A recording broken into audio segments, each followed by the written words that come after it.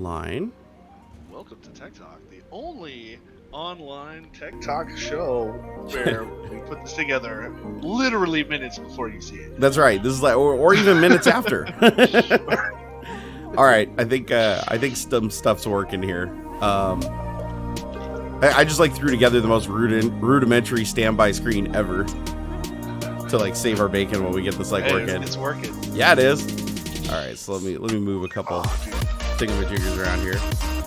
I mean, I honestly don't even know if my is my camera working? Can you see me? I see you at least in Discord. Yeah. All right. All right, guys, we're just about ready to get started. We're just doing a little bit of last minute setup here. All right. Coffee, check. Do you have coffee? Good.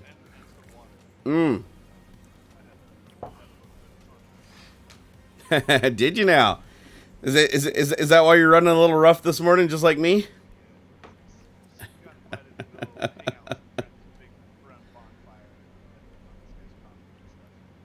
Well, yeah, with everything that's going on right now, I'm sure that's like a hell of a luxury. All right, let's. You ready to do this? You ready to do this? All right. Well, shit, I don't even know. Is it even composited right here? Let me switch to the scene. I don't even know how to do studio mode and slobs. Like, there's a in the lower left corner. Yep. It's like two squares with a vertical line. Got it. Okay, I see it. Perfect. Okay. So at least now I can check. Okay, and of course it doesn't work. Good. I'm glad I pre-checked it before we switched to it. Okay, why can't I grab Discord now? Hold on here. Discord. Oh. Oh, I think it may have worked. Hold on. I think I'm capturing camera. Hey, it wouldn't be Tech Talk without the technical difficulties, dude. It wouldn't be. It'd be disingenuous. All right, let me get my camera positioned. I'm trying to get everything up on the screen so I can see it properly this time, so I don't have to like stretch around to read everybody's messages. All right, here we go. All right, I think we're good. You good? You ready? You are, but you won't be when the show starts.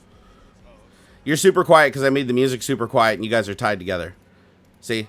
So now watch here. Let me turn it up. So let me turn it up all the way. Okay, go. Give me a mic check. Mic check. Mic check. Check. Are there any mics in the room?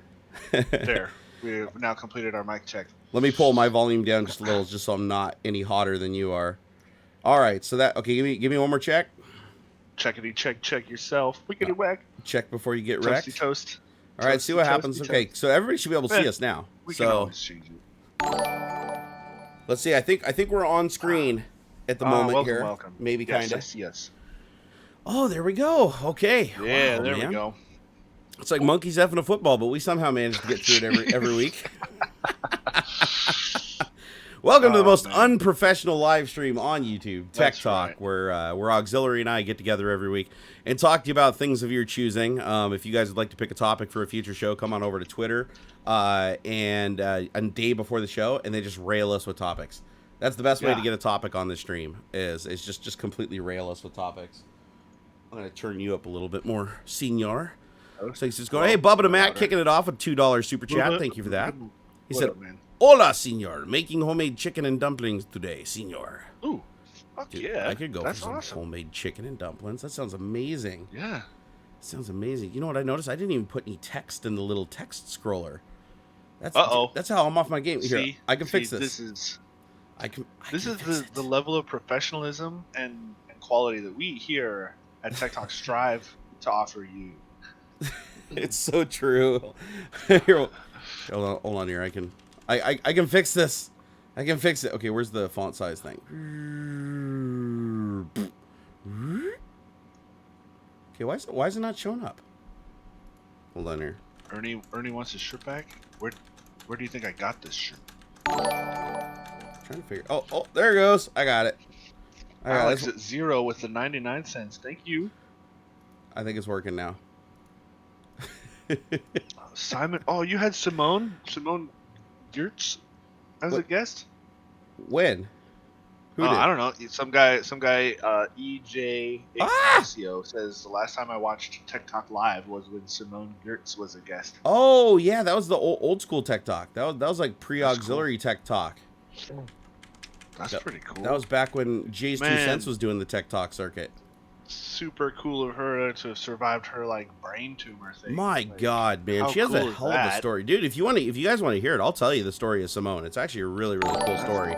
Crazy. And I got to be a part of it, which was really fucking cool. Like that's something like, oh, I gotta scratch my balls here. I'm sorry. It's an adjustment thing. If you have a wiener, you know. Hey, Alex, thank you for the 99-cent super chat. HC, thank you for the $1.99 super chat. He said, I was diagnosed with foreskin cancer. Pray for me. Oh my God, I hope that isn't true. I hope that's super chat for super is chat that for a thing? HC. $1 equals one prayer. Lord Zero, thank you for the $10 super chat. He said, love you guys. Have fun today. Have fun today. Exclamation point. I think you meant every day. Yes. I will. Yeah, actually, I've been having a fair amount of fun lately, Mr. AuxZillary. I've gotten 2 videos uploaded in the last week to my dormant dead YouTube channel. Yes. And both of them have been doing pretty good, so I'm pretty happy with that. And I got a third video coming, hopefully tomorrow. We'll see how it goes. Where I'm going to show people how to turn their cell phones, well, iPhones and iPads. I should specify. I haven't figured out how to do it on Android yet, but I'm working on it. How to set up like NDI webcams so that you can basically use your devices as mobile webcams, and then you don't have to pay $150 for a shitty Logitech, C920 for, that used to be like $30. Well, now, had you prepared like some of us, I have two C920s and a C922. Just saying. Dude, I literally gave away 4 C920s. I had 4 of them back when I was originally live streaming. I had multicam and angle and one down on the keyboard and stuff. And I think I paid, even back then, I think I only paid like no more than $80 for the first 2 and then like 60 for the second 2. This is years ago. Yeah. And I couldn't believe it. I went and looked on Amazon and they're selling for $150 for the C920. Ooh, punched in. I like it. Ooh, we getting some Zoom effects today? Do I need to bring my Zoom effects over from afternoon coffee? I was just thinking. Oh, Theodorus said there's an Android app called DroidCam. I'm gonna write that down because I've got a collection of about 4 or 5 apps for Android. None of them so far that I've tried though work as good as NDI HX Cam on the iPhone, because the NDI stream stuff is just like amazing. It's amazing. Like they get, and it's all free. Like I couldn't believe it. It used to be $20. I paid $20 for their app like last year. Now you pop it up on the phone and it's like you can do screen capture and actually stream the screen capture live over your network to your computer, then have that as a webcam. So you can pop it into Skype and literally be sitting there like, playing Raid Shadow ripoff or World of War Take All Your Money. And, it play it on your phone and people can watch it. And I was like, oh shit, that's pretty cool. So I'll probably be demonstrating that today, tonight on my show over on Twitch. If you guys want to see it in action, I'm going to be setting up an iPad and an iPhone and wandering around the nerd cave and showing you the illusion of why it kind of used to look clean over here, but not so much anymore. And it looks super dirty over there. I just realized I haven't sent out any of the notifications that the stream is actually live. So I think I'm going to take a moment to go spam the old Twitters. If you guys would like to join me, that'd be amazing. As a matter of fact, I bet you I can just recycle my tweet from yesterday and be super duper lazy. Yeah. That's what I'm going to do. I'm just going to retweet yesterday's tweet and be like, we are live. And then I'm going to put, I need something that's eye-catching, like, I don't know, like a fire truck, and a fire extinguisher. That seems appropriate for today's show. All right. There you go. Yeah, and, for right? sure. Right? Okay, now I got to get the link to it. Let's see. Okay, copy link, and paste. Then I'm going to use a little trick called, that I like to call Control-A, Control-C. Oh. Ooh, yeah, getting big, right? Getting big. And then that's going to go ahead and copy that all on the clipboard. So when I retweet that, now I can just run over to the book face, and I can just jam that in all my friends and family's faces, because, every view counts. Doesn't matter. Like, honestly, like, when you do multi-level marketing and you're selling, like, Shackley and shit, like, same thing, man. Just go stuff your live stream and all your friends, neighbors, family, dogs, all of them. All of your smart devices are watching as well. That's right. That's right. Boost your viewers. You got to spam it everywhere, dude. And then you want to put that little feeling emoji. I don't know what that does, but I'm going to say I'm feeling loved today. So I'm going to go ahead and feel loved. Okay, there we go. Now I just for Wakanda. Let's see. We got, okay, is that all good? I think that's all good. So now I can turn that all off so it's not a distraction. because I get distracted very, very easily on Saturday morning. Well, I literally woke up at 9:30. When did you wake up? On the dot. Yeah, On the dot? Snapped awake. Like, oh shit, it's 9:30. I did. I hit the snooze for 15 minutes on my phone twice, and then I was like doing the math in my head, and I woke up and I was like, oh shit, it's 9:30. I got a half an hour to get in the shower and get upstairs and get prepared for this show that we make it look like we seamlessly pull off every single week. It's all right. The devil's in the details, right? It's like, I think people like that it's completely fucking random, because you know, if it was all planned, then we'd start up, we'd have animations, and be like, today's video is sponsored by Nike, you know? I was thinking about that while scrambling together this morning, that we should have like a little bit of a stinger, or something to start. You know, like how the news shows have like those swoopy, like dun dun dun dun dun dun, and then have like some quick narration over top, be like, today on TechTalk, we're gonna be talking about shit and stuff and things. That would actually be pretty funny. We should do. If you guys want us to do that, please let us know in chat. We will absolutely add that for the next show. Hey, Lord Zero, thank you for another $10 super chat. Those super chats keep us alive, and we appreciate it. We got a cool new nerdy member. I've never heard of this guy before, but he seems like he might be a pretty cool dude. His name is Kevlar Condome. Yeah. Kevlar, thank you for. I think I banned him before. So like, I think I banned him before, because I think he was like, he was making like anti-Semitic jokes and stuff, and I was like, whoa, dude. I was like, whoa, and but he keeps getting around my band because he has hacker skills. That's crazy. That's crazy. His dad must be Bill Gates. He must be. Well, pretty close, anyways. Hey, Lord Zero, he said, hey, Barnacules Nerdgasm, you're close to 1 million. Have you anything special when you hit that mark? When I hit 1 million, I have literally been coasting in the 900,000 subs for over 3 years now, because I've been just a train wreck for the last 3 years. So when I finally hit that mark, you guys are going to see truffle shuffles to the likes of which you've never seen. Hey, we're talking Goonies comeback level truffle shuffles. They're gonna pull that sumbitch out of retirement just to do memes when I'm done with the truffle shuffle. Okay. Hey, Michael J. Morrison. What's that?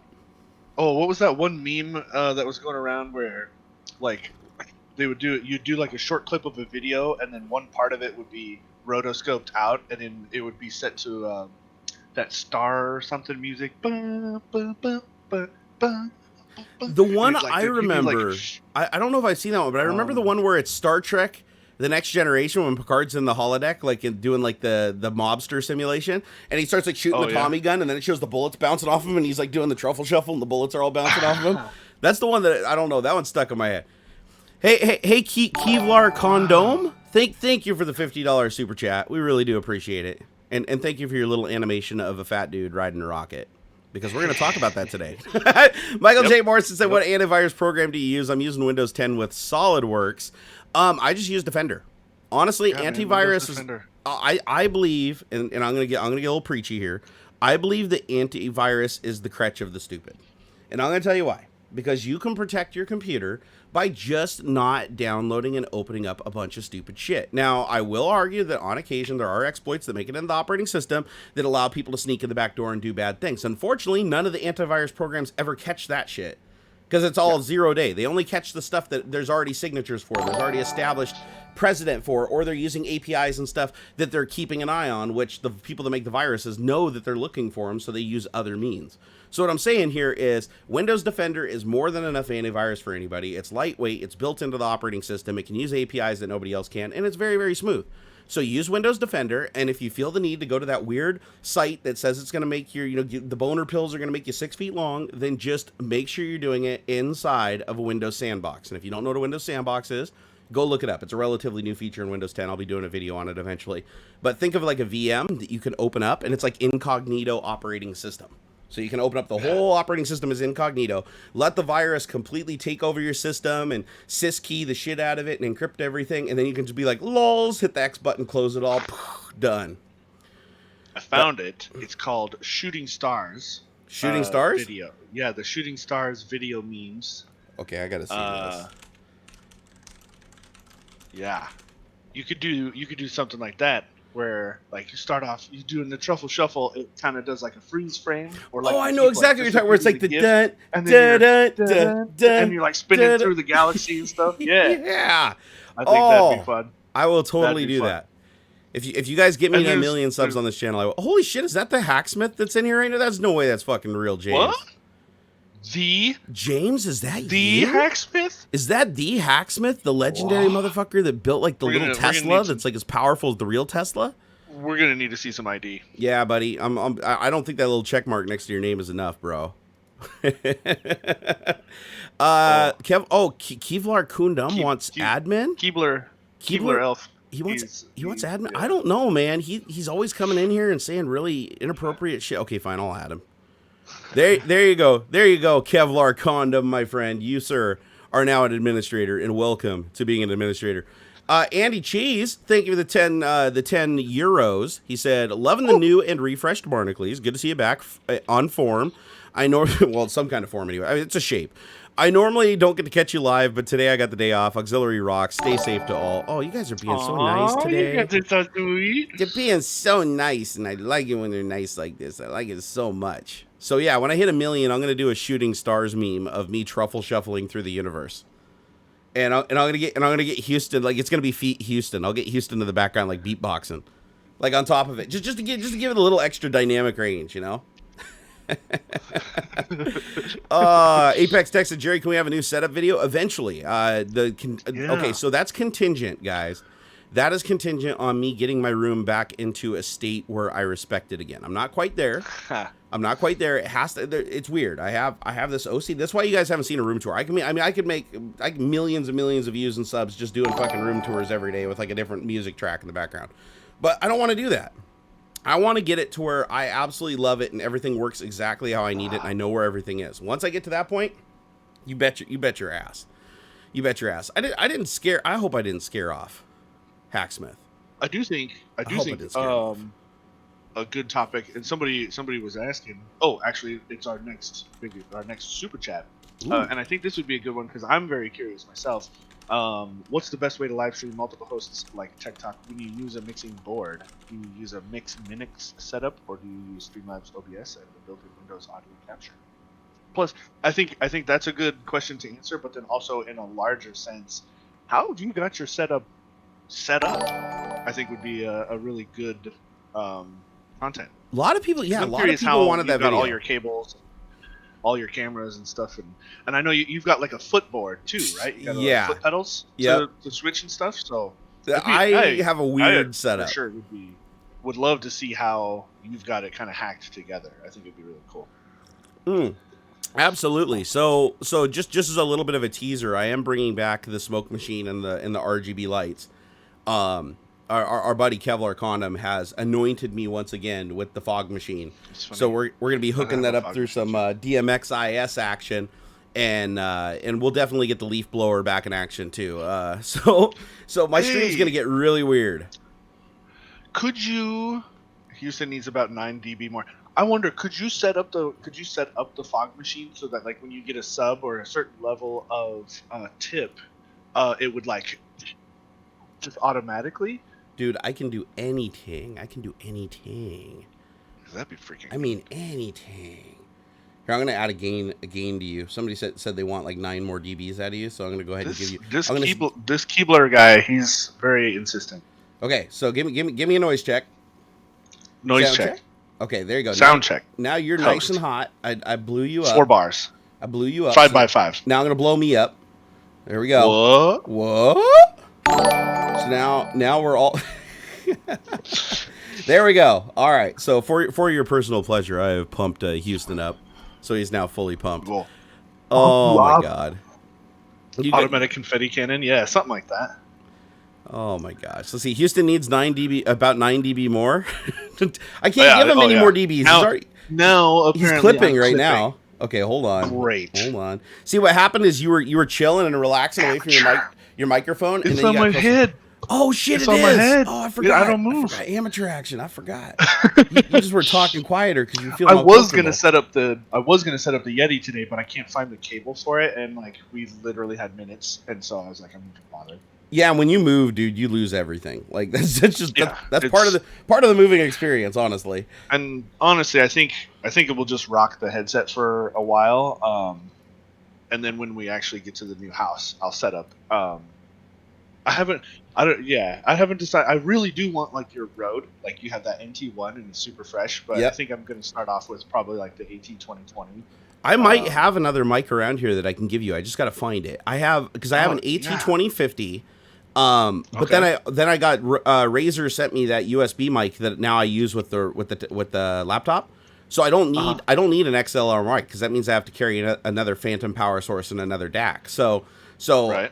So if I can find it, I mean it's yours. I'll just give you the AT2050. I think it's like $150 microphone, really nice. Snap. You'll have to get an XLR interface for it. But if you look Right. on Amazon, they even make some like really cheap ones that work just fine. They're like I I've think they're been $25. pick a volume. Hey man, it's not me. I'm not changing my volume. I swear, it's my. I'm not in. I'm not in control. It's Oh, not there's me. I promise. Hacksmith. He said, I just popping promise. in, fun live stream. Maybe I should try it sometime. Dude, you're missing out, man. You're missing out, James. Like with the stuff that you guys do, live streaming, you could literally just set up a camera like out in the like Hacksmith studios and just stream that stuff all day long, and people would just go freaking nuts over it. Mic up like a couple of the guys with some wireless lav mics and let them walk around, dude. I watch so many live streams that are just people like working on cars and stuff. It's a lot of fun, and plus you got to pay for all that stuff, James. I know that can't be cheap, bro. I mean, you're literally like living in Tony Stark's factory, so you gotta get that hustle, man. You gotta get that hustle.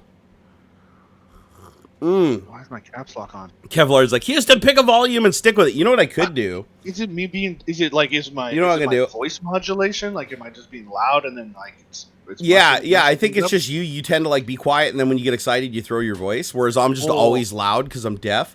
You know what I'm gonna do though? I boosted the compressor on my side in voice meter. You know what I'm So gonna maybe do? that'll help. I'm just gonna compress you on my side. Oh shit! Okay. I moved the wrong window. Hold on, I'm flying around. I'm like, oh, come here, Houston. Oh yes. Oh, Didn't oh, this stream yes. fund your new mic week 1 of TechTalk version 2.0?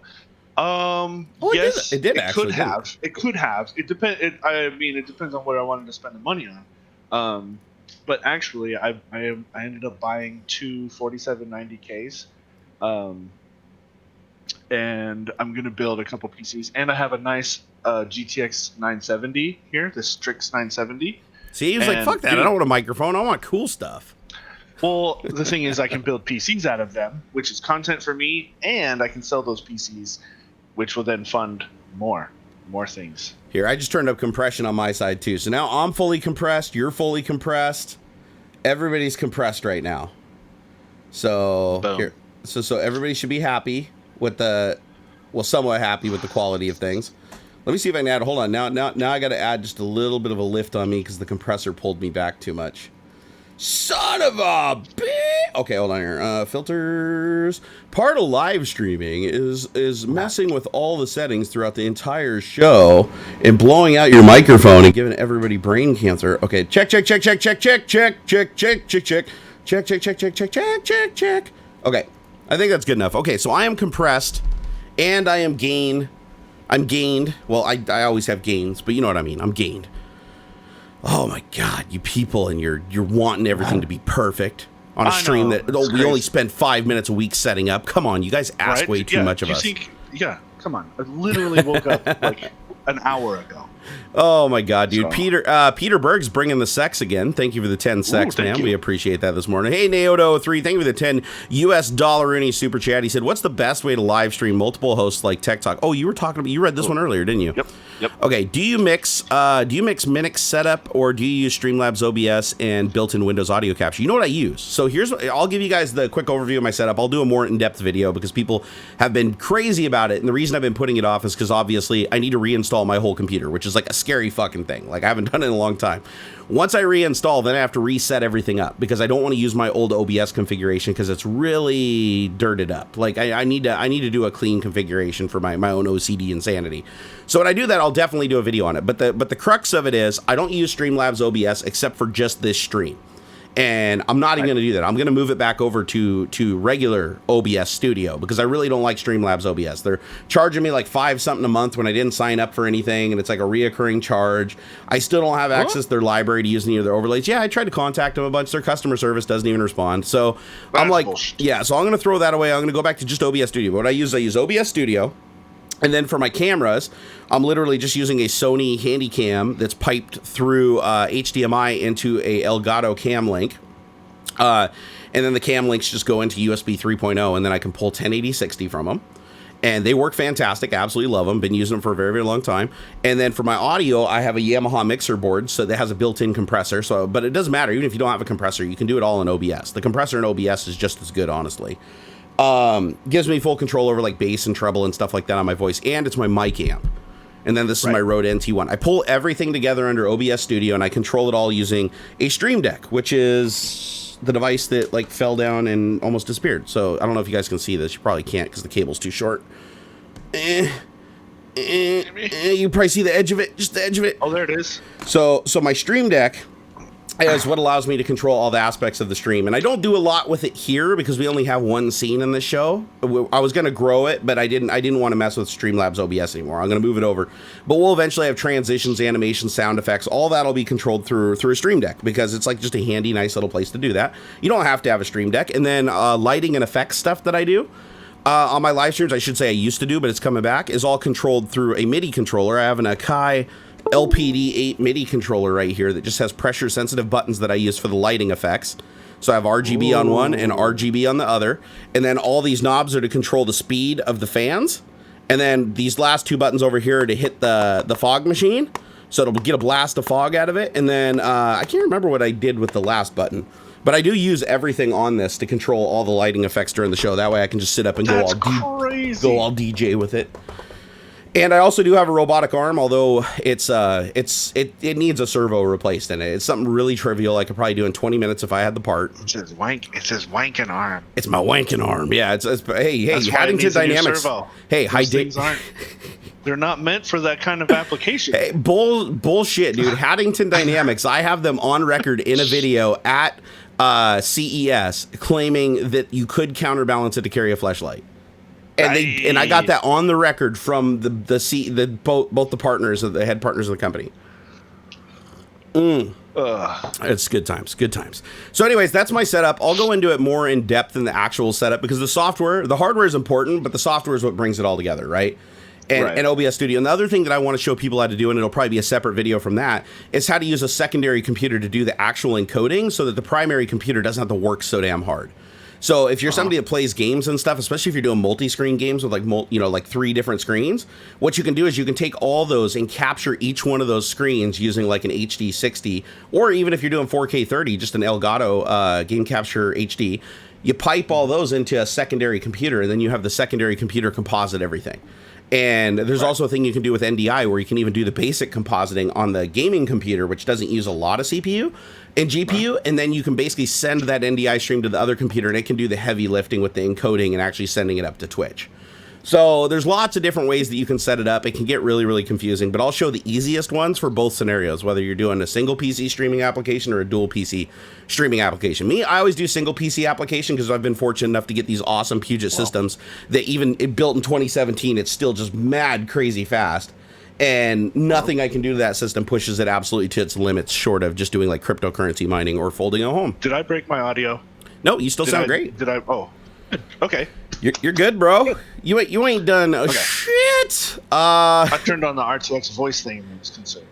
Let's see here. Andrew Sparg, thank you for the $10 super chat. I said, used to watch you guys religiously and not sure why I stopped.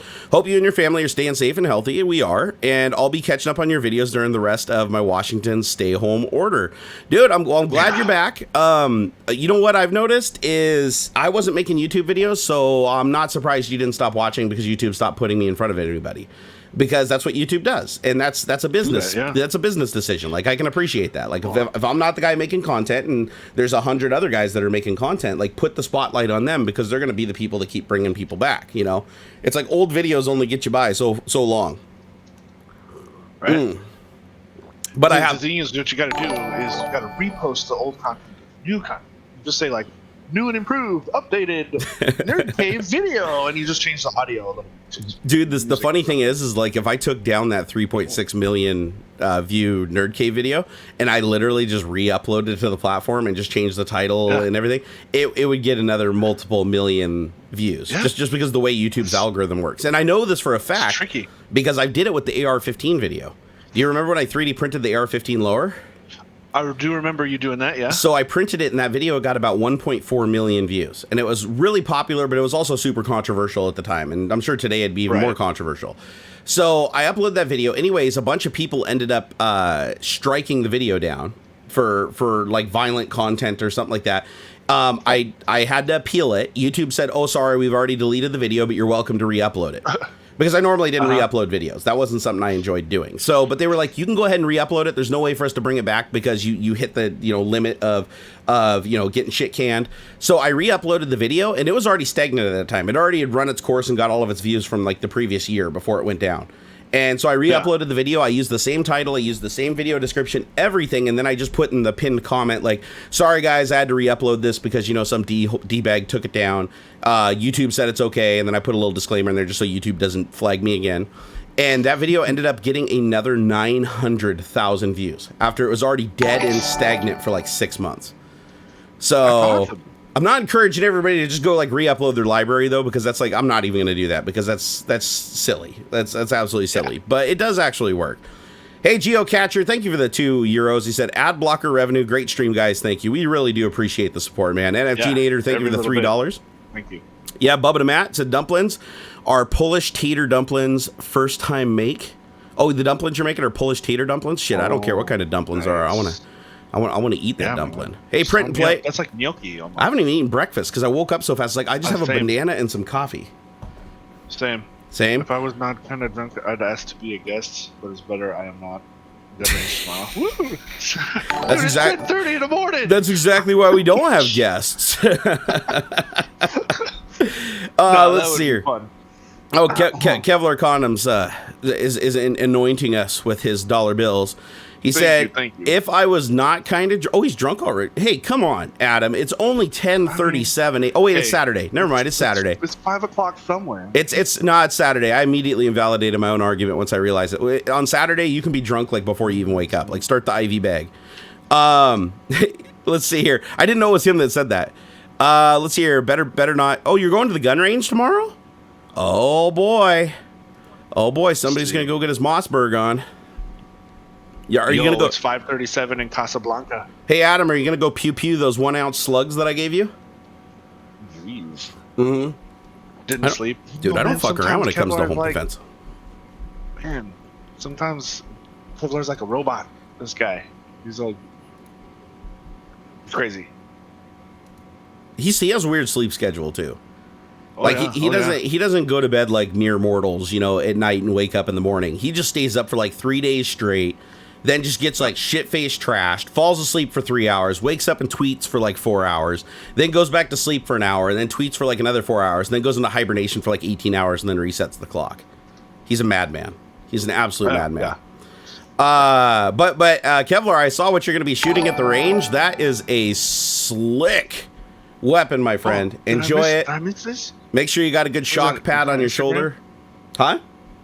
Is it on Instagram or something? No. This is something we're kind of dancing around it because this is not public knowledge. Oh, I see. But don't fuck with Adam or it's gonna end badly. Yeah. Yeah, no, but I hooked him up with some ammos because cool. I have ammo for guns I don't even own. Like you have a problem when you own bullets for shit that doesn't even fire them. So that's fun. Oh, it's public now. He's at Mossberg 590M.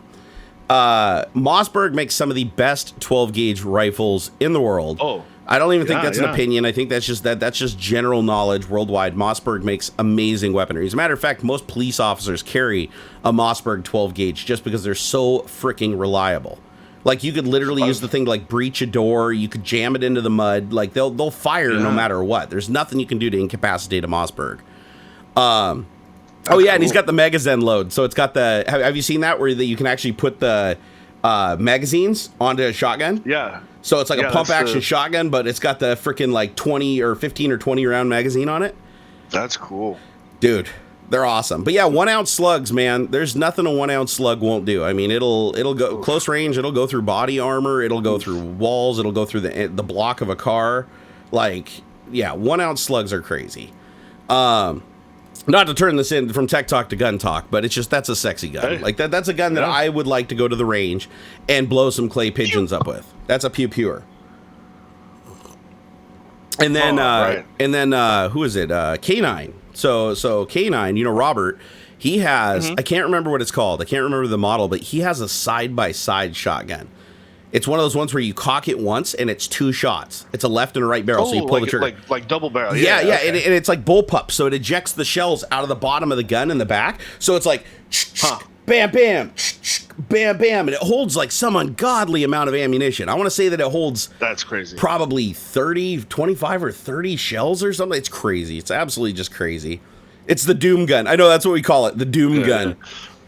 Because it was in a movie we watched not too long ago. Was it it wasn't the Terminator movie, was it? I think it was the Terminator movie that I went and saw with Adam, and we were all getting giddy because we were like, oh my god, that's his gun. Freaking crazy. Let's see here. Bubba Matt said, all right, based on how y'all talking about how generous he is most of the time on your Twitch, Kevlar condom scares the ever living shit out of me. Can't gauge him at all. You're not supposed to be able to gauge the Kevlar condom. You're not supposed to be able to gauge him. He's supposed to be a force of nature. And what I mean by that is like he comes in like a hurricane and just rips shit up, and then it's like calm after that for a while. And he comes in like another hurricane and rips shit up, maybe like an earthquake or even a tsunami. And then the next day birds chirping. It's like that. That is the Kevlar condom that we know and love. Jack Singthong, thank you for your $3. Said, how's it going? I feel like it's going pretty good today. I mean, for our technical faults when we first kicked off the show, I think we're doing all right. I do think we need to update our thumbnail though. Like I think our thumbnail's already run its course. I've been upping my thumbnail game, if you haven't noticed lately, on my videos. I have. So did you see my new thumbnail I made for my old room tour video? I don't think so. It's the one where I basically took the room tour video and then I just put Bill Gates and faked him doing a thumbs up and then put my badge in the background. Nice. I made my Microsoft badge and I put it in the background of it. It's actually pretty damn funny. And cool. I've already got a couple people that messaged me that were like just flipping through their videos and it popped up again because YouTube's like, oh, he changed the thumbnail. Let's show it to people. And they're like, I don't remember this video having this thumbnail. And I was like, you got me. Guilty as charged.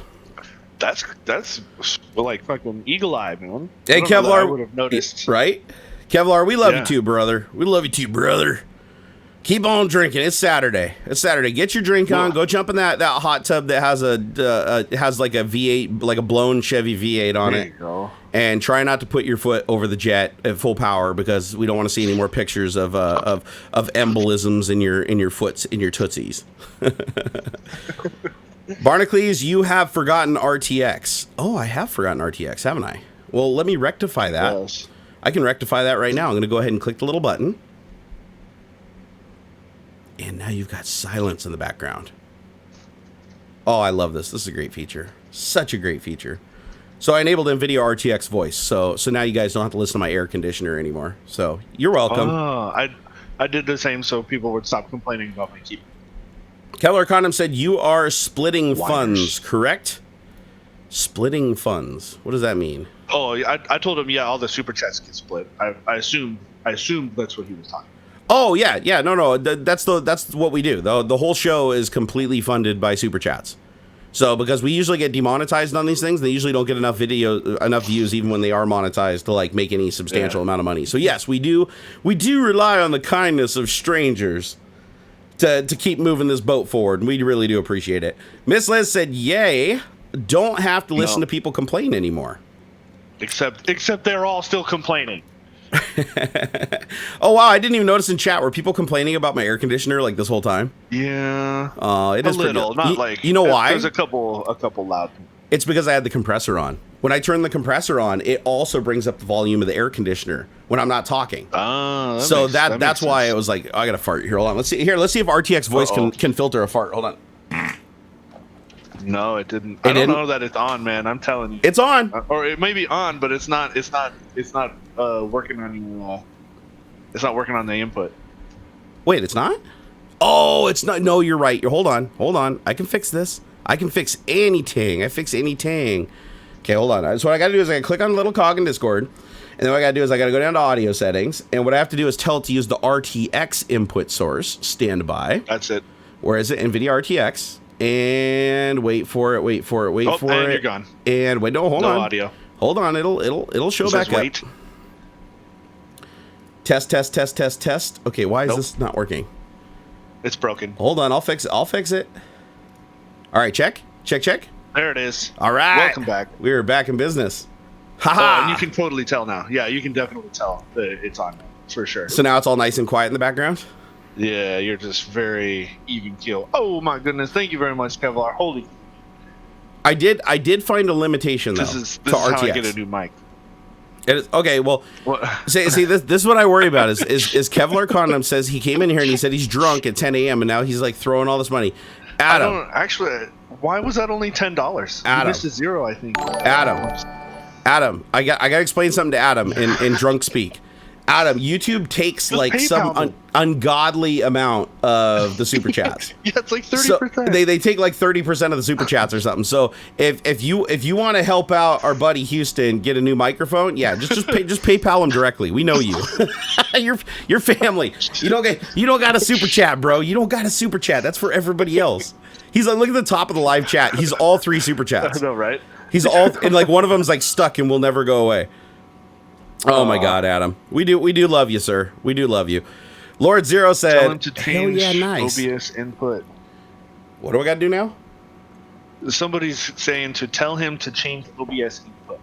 Change OBS input. People are saying the OBS. Why do I got to change the OBS input? Everything's fine. Maybe, I don't know, maybe I hear you great, but maybe OBS isn't looking at the appropriate input. Shit, I forgot. No, you're right. Oh man, I feel like such a dumbass. Okay, hold on. Stand by. This is why we need a video for how your setup is. It is. You have 5 different audio inputs, and they're everywhere. They're everywhere. This is okay. So you guys, right now, you're not hearing what Houston's hearing because I applied RTX Voice to the input on Discord, but I did not apply it here. Now watch for the subtle difference. You guys ready? 3, 2, 1. And there we go. How about now? Well, no, I can't hear you. I can't hear you now. So now chat should no longer hear my fan. But I don't hear you. Wait, you don't hear me now? I can't hear a thing you're saying. No, that's bullshit because you just responded like 1 millisecond after I stopped talking. Don't you fuck with me. Don't you fuck with a fellow tech guy. I know, man. I know. I didn't wake up yesterday, son. I was hoping we could drag that a little bit longer, but you got it. Oh my God. And of course we have to give the demo because everybody gets a boner from this. Everyone gets an absolute boner. The leaf blower. I have a leaf blower on right now and you guys can still hear me with a leaf blower. Isn't that cool? Yeah, the leaf blower was actually on if you guys didn't think it was, it is. Go watch my video. It's probably the most popular video I've done in like a year, so definitely go watch that. Oh my God. Jack Singthong, thank you for that $3 super chat. Really do appreciate that, dude. We really do appreciate that. Coming on over to the chat, try farting again. Oh, now the RTX is on. I could try farting. Well, it was on for Houston when I did it. He heard the fart. So right. So but when I build up enough ass gas, we'll go ahead and have another blow, okay? So don't worry, right. I got you. Kevlar Condom, see, that's worth $20. The $2. Just do that. Just people are blown away by that. Like I was sitting there, like I can bang on the desk. Really like this is a hammer, right? I can sit here. I can tap my microphone while I'm talking. I can bang on the desk while I'm talking. Super cool. And it's like pulling it out. And it's like you can't do that with a conventional filter. It's like what they've found. It's so nice. It's pretty damn awesome. Like, watch here, I'll turn it off again so you guys can hear it. So that's the hammer. That's me banging on this. So you guys can obviously hear that, right? And then I enable the effect. Yeah. And then I'm like, graphics cards, please pull out all my shit. Yeah, see? It makes a big difference. It's nuts. It's absolutely nuts. And they're just giving that shit away for free. Cool. It's just free. Yep. $3.99. Let's see. At least for the beta. Do you think they'll charge for the final version? I doubt it.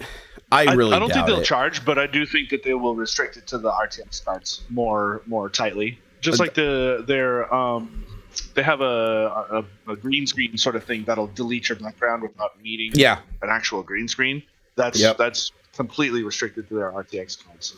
Yeah, and when I talked to him, I did talk to him in person, and they wouldn't give me like straight answers because obviously this is a really early beta. The only reason that we have this technology right now is because of coronavirus.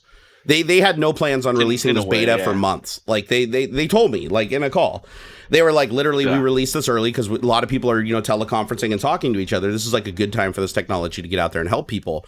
And they didn't realize it was going to have this much of an effect. They thought that it was going to be much more passive and that people just would be like, oh, okay, meh, it's okay. But they didn't realize that people like think that this effect is even cooler than ray tracing. Like most people think this is a cooler thing than ray tracing. Yeah.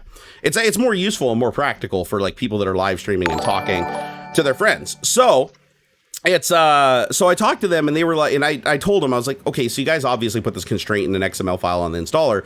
There's no physical constraint inside of the software. And then they explained that the idea was to always develop this for tensor cores so that it could work very efficiently. And the problem is it can't work efficiently on GTX. The way a conventional CUDA core works, it's just never going to be efficient. So it's going to impact game performance. They want to be able to make this in a way that it doesn't noticeably impact game performance in the final version.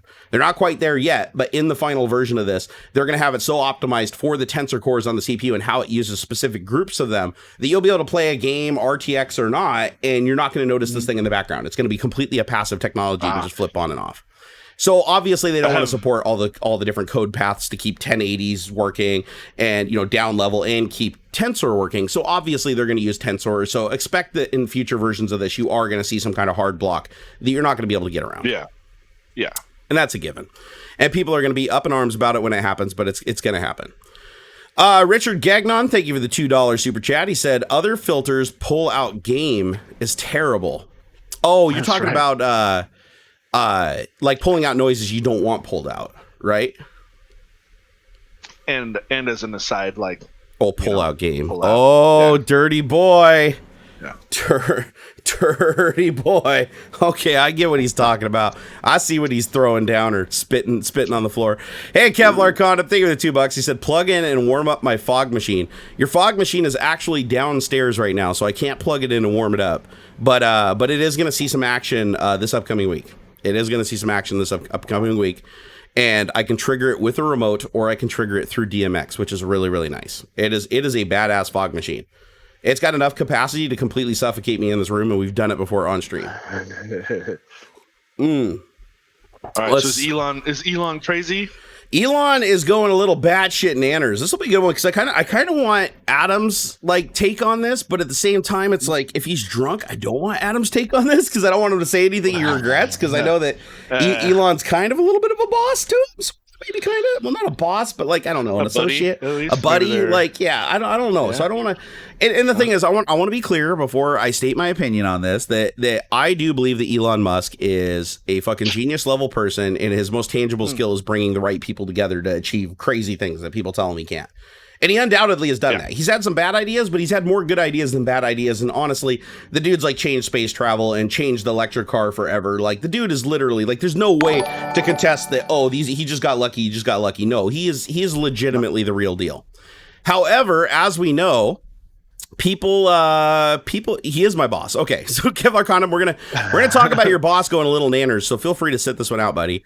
As much as Kevlar's. So first of all, and I'd also like to qualify that Elon is known for being kind of eccentric. Like if you followed him on Twitter or watched him talk, he'll do controversial things. Like he went on Joe Rogan and was like smoking a joint with Joe Rogan, and that like freaked out all the investors, and that was a big deal.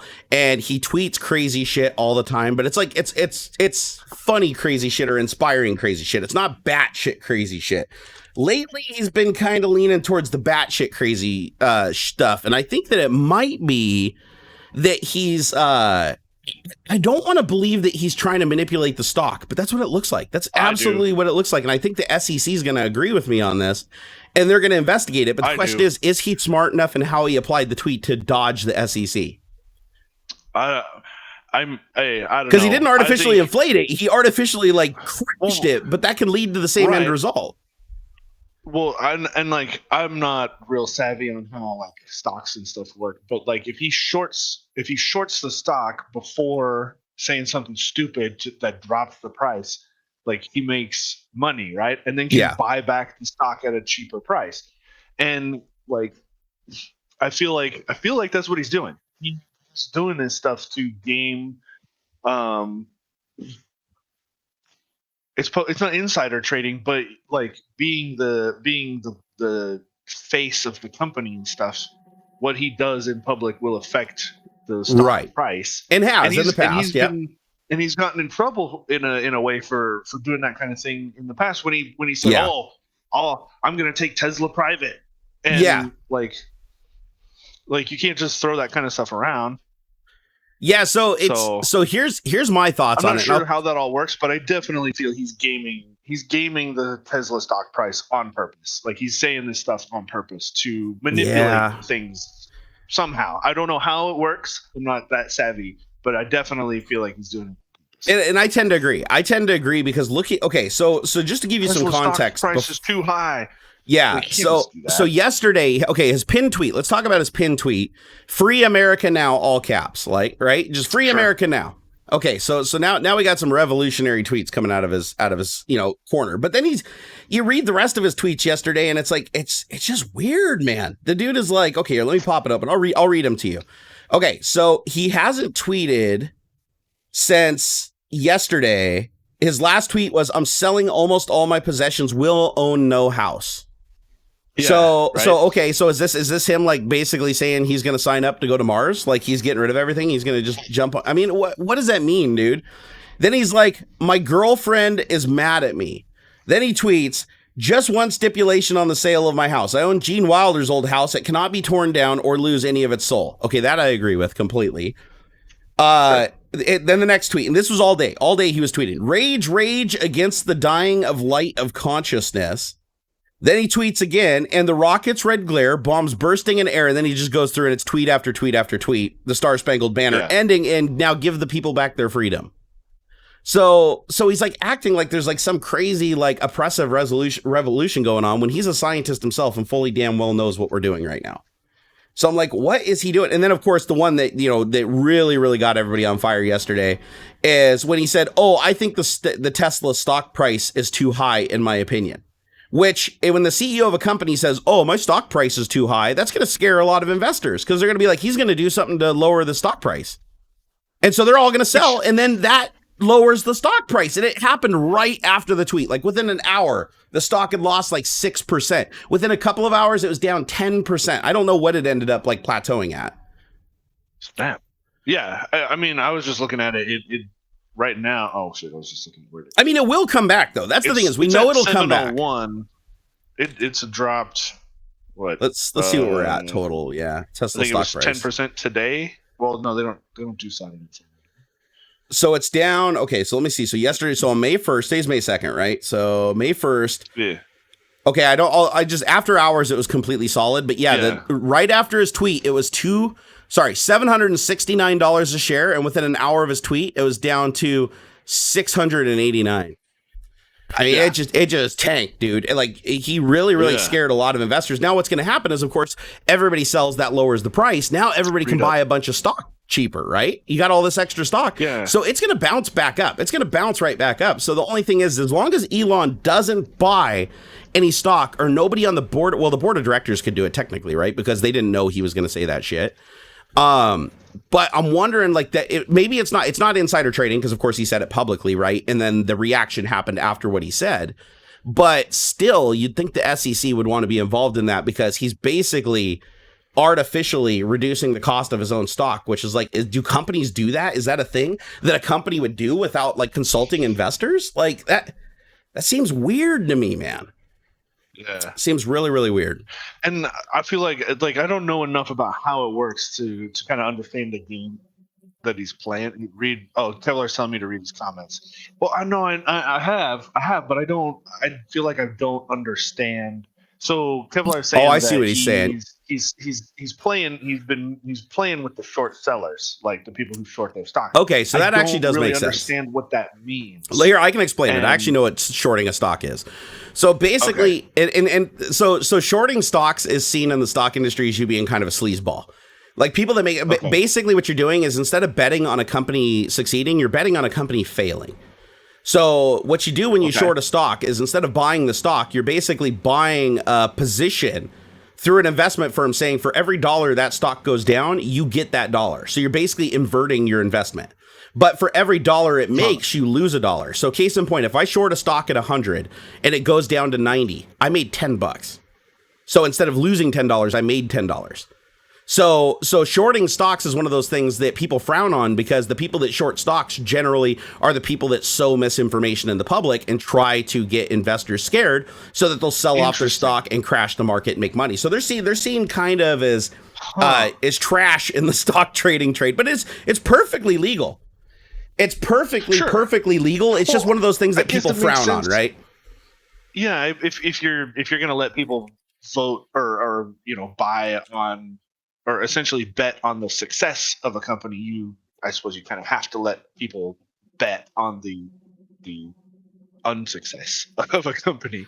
Right, and it does balance things out. Like there are arguments for why shorting stocks can actually be a good thing, but for the most part, they're a bad thing. And the reason being is if you invest in a company, then you become an advocate for that company. You're not going to spend, $100,000 investing in a company and then go out publicly and be like, fuck this company, they're shit, don't buy them. You're not going to try to hurt the company, right?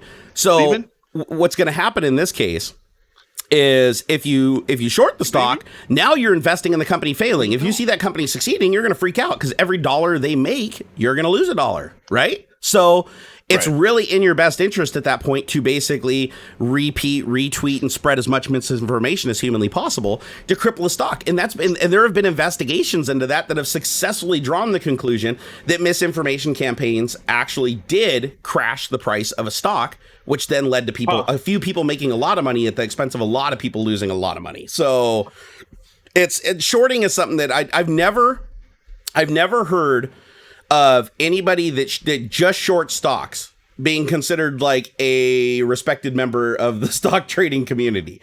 They're generally the people like, it's okay if you short a few stocks. Like if you're balancing a portfolio and you're like, I'm invested in all these companies that when they go up, these companies go down, and you want to balance it, yeah, go ahead and short those ones, because then if these ones go down, at least these ones are going to come up and you can kind of keep shit balanced in your portfolio. But if you're a guy that just short stocks, like all you do is search the internet all day and be like, oh, this company looks like it's hanging on by a linchpin. Let me go ahead and buy up or short their stock by, 1,000, 10,000, 100,000 shares.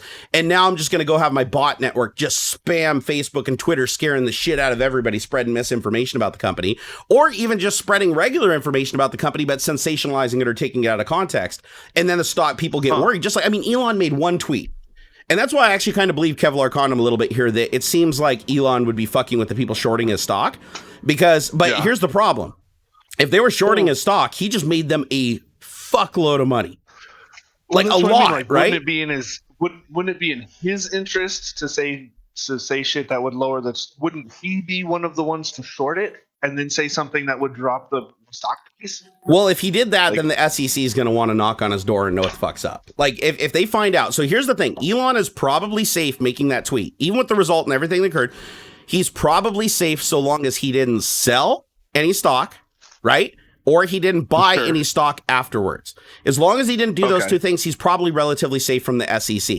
Now, here's the problem, though. If they do find out that he dumped stock, right? Like he dumped a bunch of stock afterwards, and then he crashes it and then buys it back, right? At the lower price, then I think the SEC would definitely slap him on the hands for that. And by slap him on the hands, I mean like throw his ass in jail.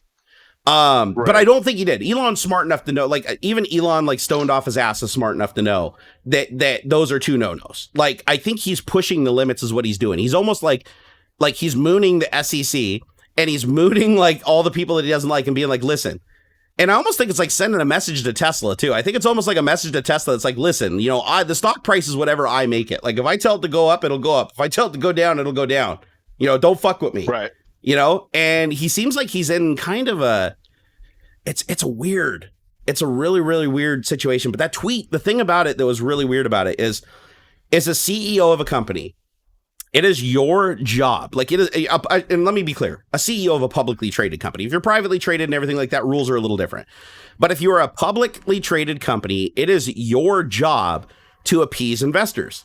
Like that is literally your job. Like that's one of the highest jobs on a board of directors of a publicly traded company is make the stock price go up. If it's stagnant, right, change things, make the stock price go up. Now you have Elon with a single tweet losing himself like $8 billion and dropping Tesla's valuation by like 10% in a couple of hours, like creating like a little micro recession for his own stock from one tweet. That's scary, dude. That is so scary and so out of character. But I'll tell you what, this actually did benefit a lot of people because regardless of his intentions or not, you have a lot of people now buying stock at $600 and some odd dollars when it was $100 more. And I guarantee you this stock's going to rebound within a week, if not a couple of days. It'll be right back to where it was because everybody that sold is going to be like, oh shit, okay. Oh, it's starting to come back up again and they're going to buy it back. So everybody that got scared and sold, now there's going to be a wave of buybacks. And I think Elon knew that. Like he knows because they're going to benefit from it. They're not going to be mad. Like if somebody sold their stock because they saw that tweet, now they're going to be mad if they sold at the lowest point. But if they saw that tweet and they panic sold, they're fucking awesome. They come right back in, rebuy that shit up, just like Adam said he did. And you're good. Yeah. It's like, boom, you just made yourself 10% on your entire portfolio for Tesla in hours. In like 6 hours, you made 10%. That's crazy. That's crazy money. So every 10,000 invested, you just made $1,000 in just like a couple of hours. That's crazy. And big investors are going to see, like, obviously if you had like one share of Tesla, okay, you didn't make out like a bandit, but you definitely did make out like a bandit if you are a huge investor, like somebody who has hundreds, if not thousands of shares. Right. MD Hofsty said, Barnacules Nerdgasm, the low price target of Tesla on Wall Street Journal is $240.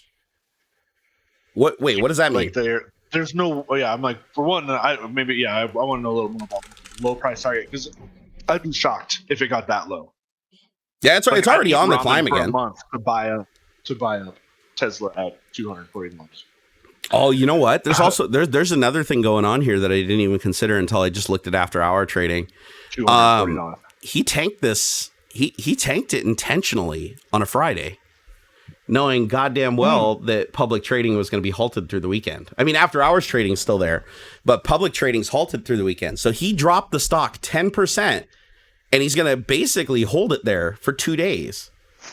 So you're going to have all these people raring to buy. Monday, the stock bell is going to go ding, ding, ding. And you're going to have so many buy orders coming at that lower price that I bet you it overshoots the drop. And it goes higher. It goes higher than it would had he not made that tweet. But again, like, is the SEC going to be worried about that? That's crazy, man. Oh, he said that is what the shorts are wanting it to go to. Hence, they are screwed. Oh, it doesn't even matter if that's where they want it to go to. It's like every loss is good, but they're never going to get. I mean, they never could have actually thought that they could have got to that point unless the company like completely collapsed. Yeah. And the thing is, it's pretty stable. Tesla's pretty stable because it has good investors. It's a strong brand. There's enough market in the public place now to where they'll be supported. I honestly believe that at this point, they're established well enough that even the federal government would like step in and bail them out, just like GM or just like Ford. At this point, they're like a national treasure at this point. Right.